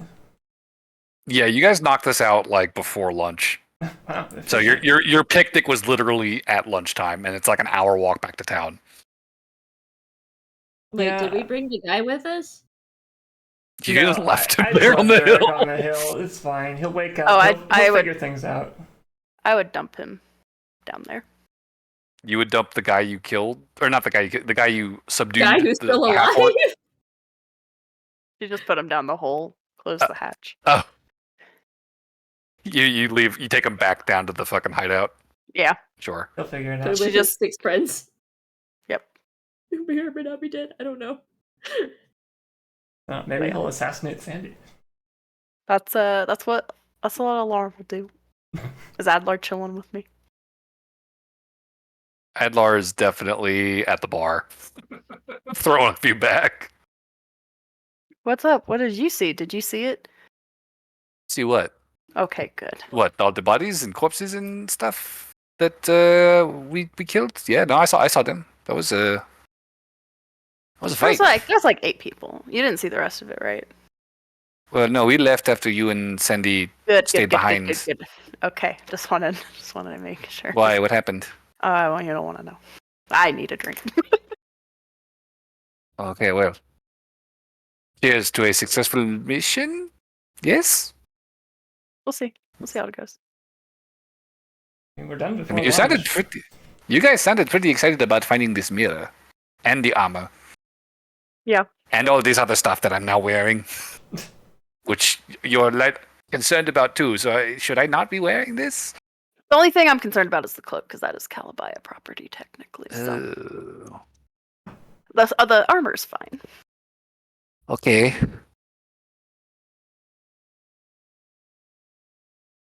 Cool.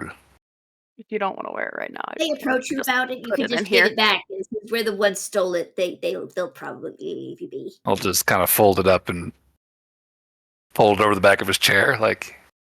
Oh, would you like me to turn it into a shirt for you? No, that's fine. I just feels weird, maybe knowing they're coming for us with this stuff, and. I mean, they might not be. Depends on how many. You seem like a little nervous, but also not like super nervous about it. So I won't lie. I'm a little at a loss as to how to feel about this whole thing. Like, it feels like mission success, but also like, messy. I feel like Burberry just gives him like a hard pat on the shoulder, like, well, lost Emerald's friend. Do I get a sending from Sandy at any point in the day? I don't remember. Did Sandy send to you? Or I have today? I gave her a sending stone. I know, but did she use it to send to you on her own? I don't think so. No. Okay. No, I just had asked her if she was doing okay out there, and then she told me to open up the door. Right. Okay.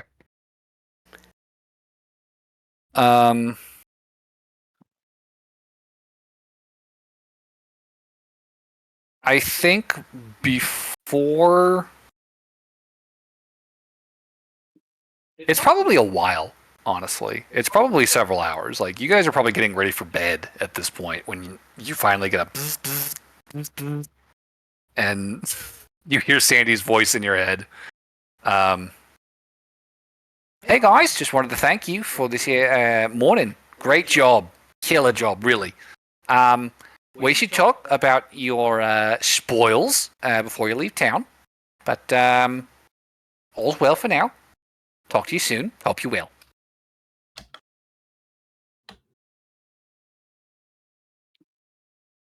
Well, we only have 4 things from you.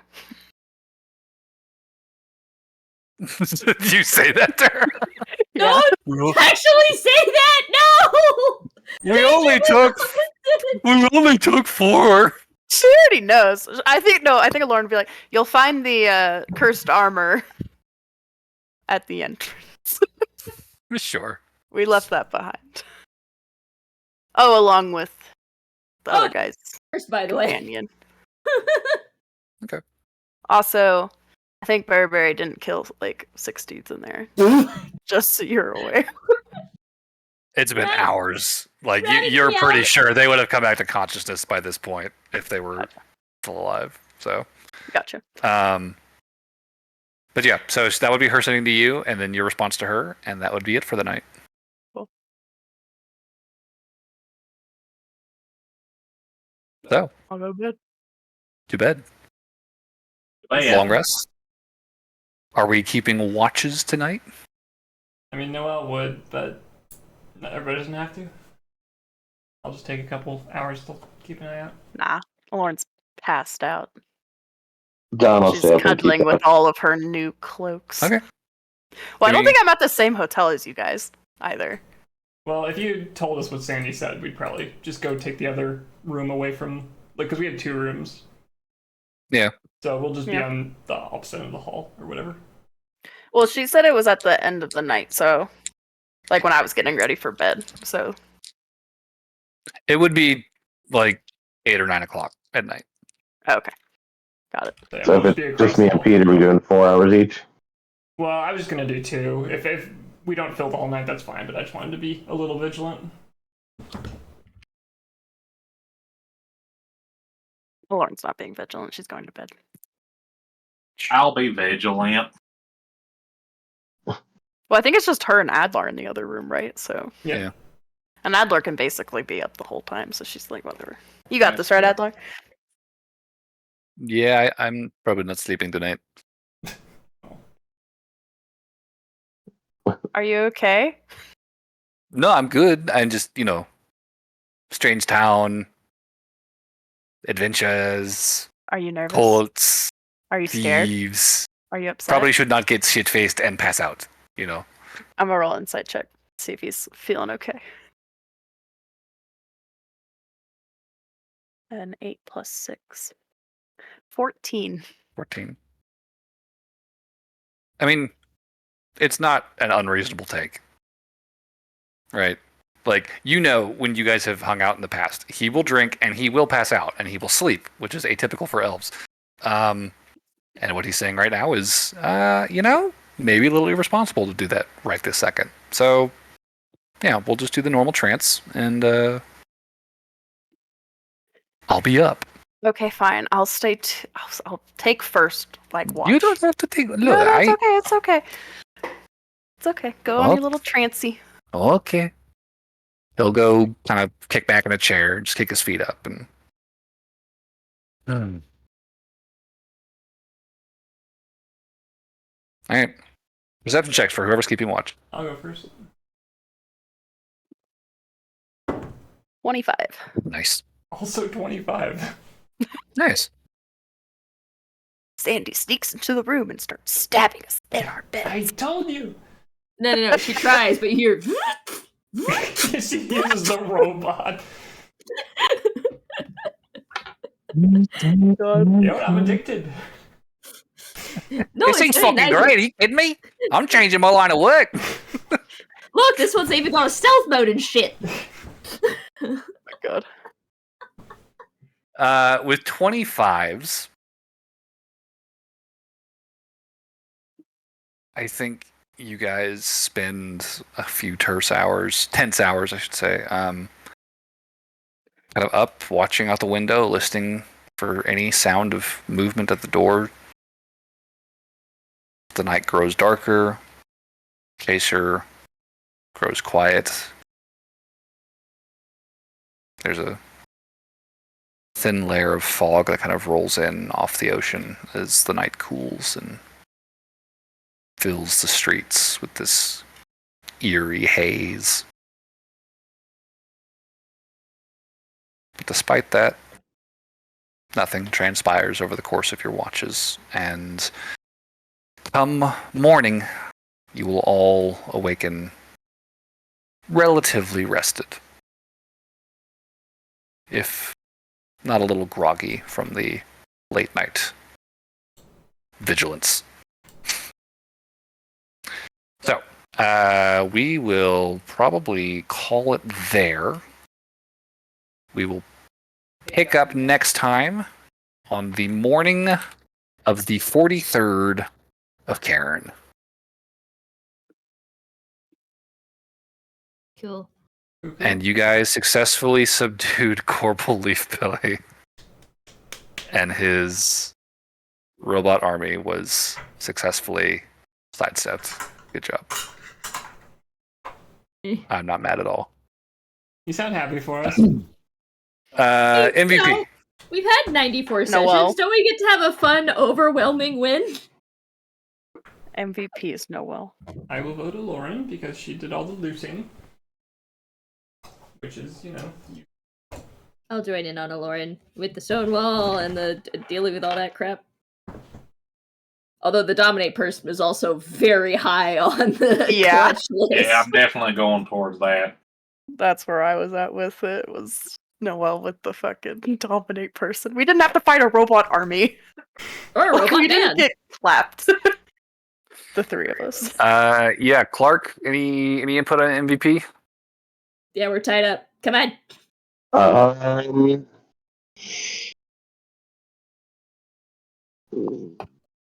Let's go ahead and just go with Lauren. Oh shit. Lauren wins it by 1. That's okay, because I was already full up on everything anyway. Is it just... Well, la-di-da. Is it 2 RP points? Yep. and 1 for everyone else. I'm almost inspiration again, y'all. I'm all for if anybody needs inspiration. I do. I don't have any. Okay, I'll give Laura my inspiration.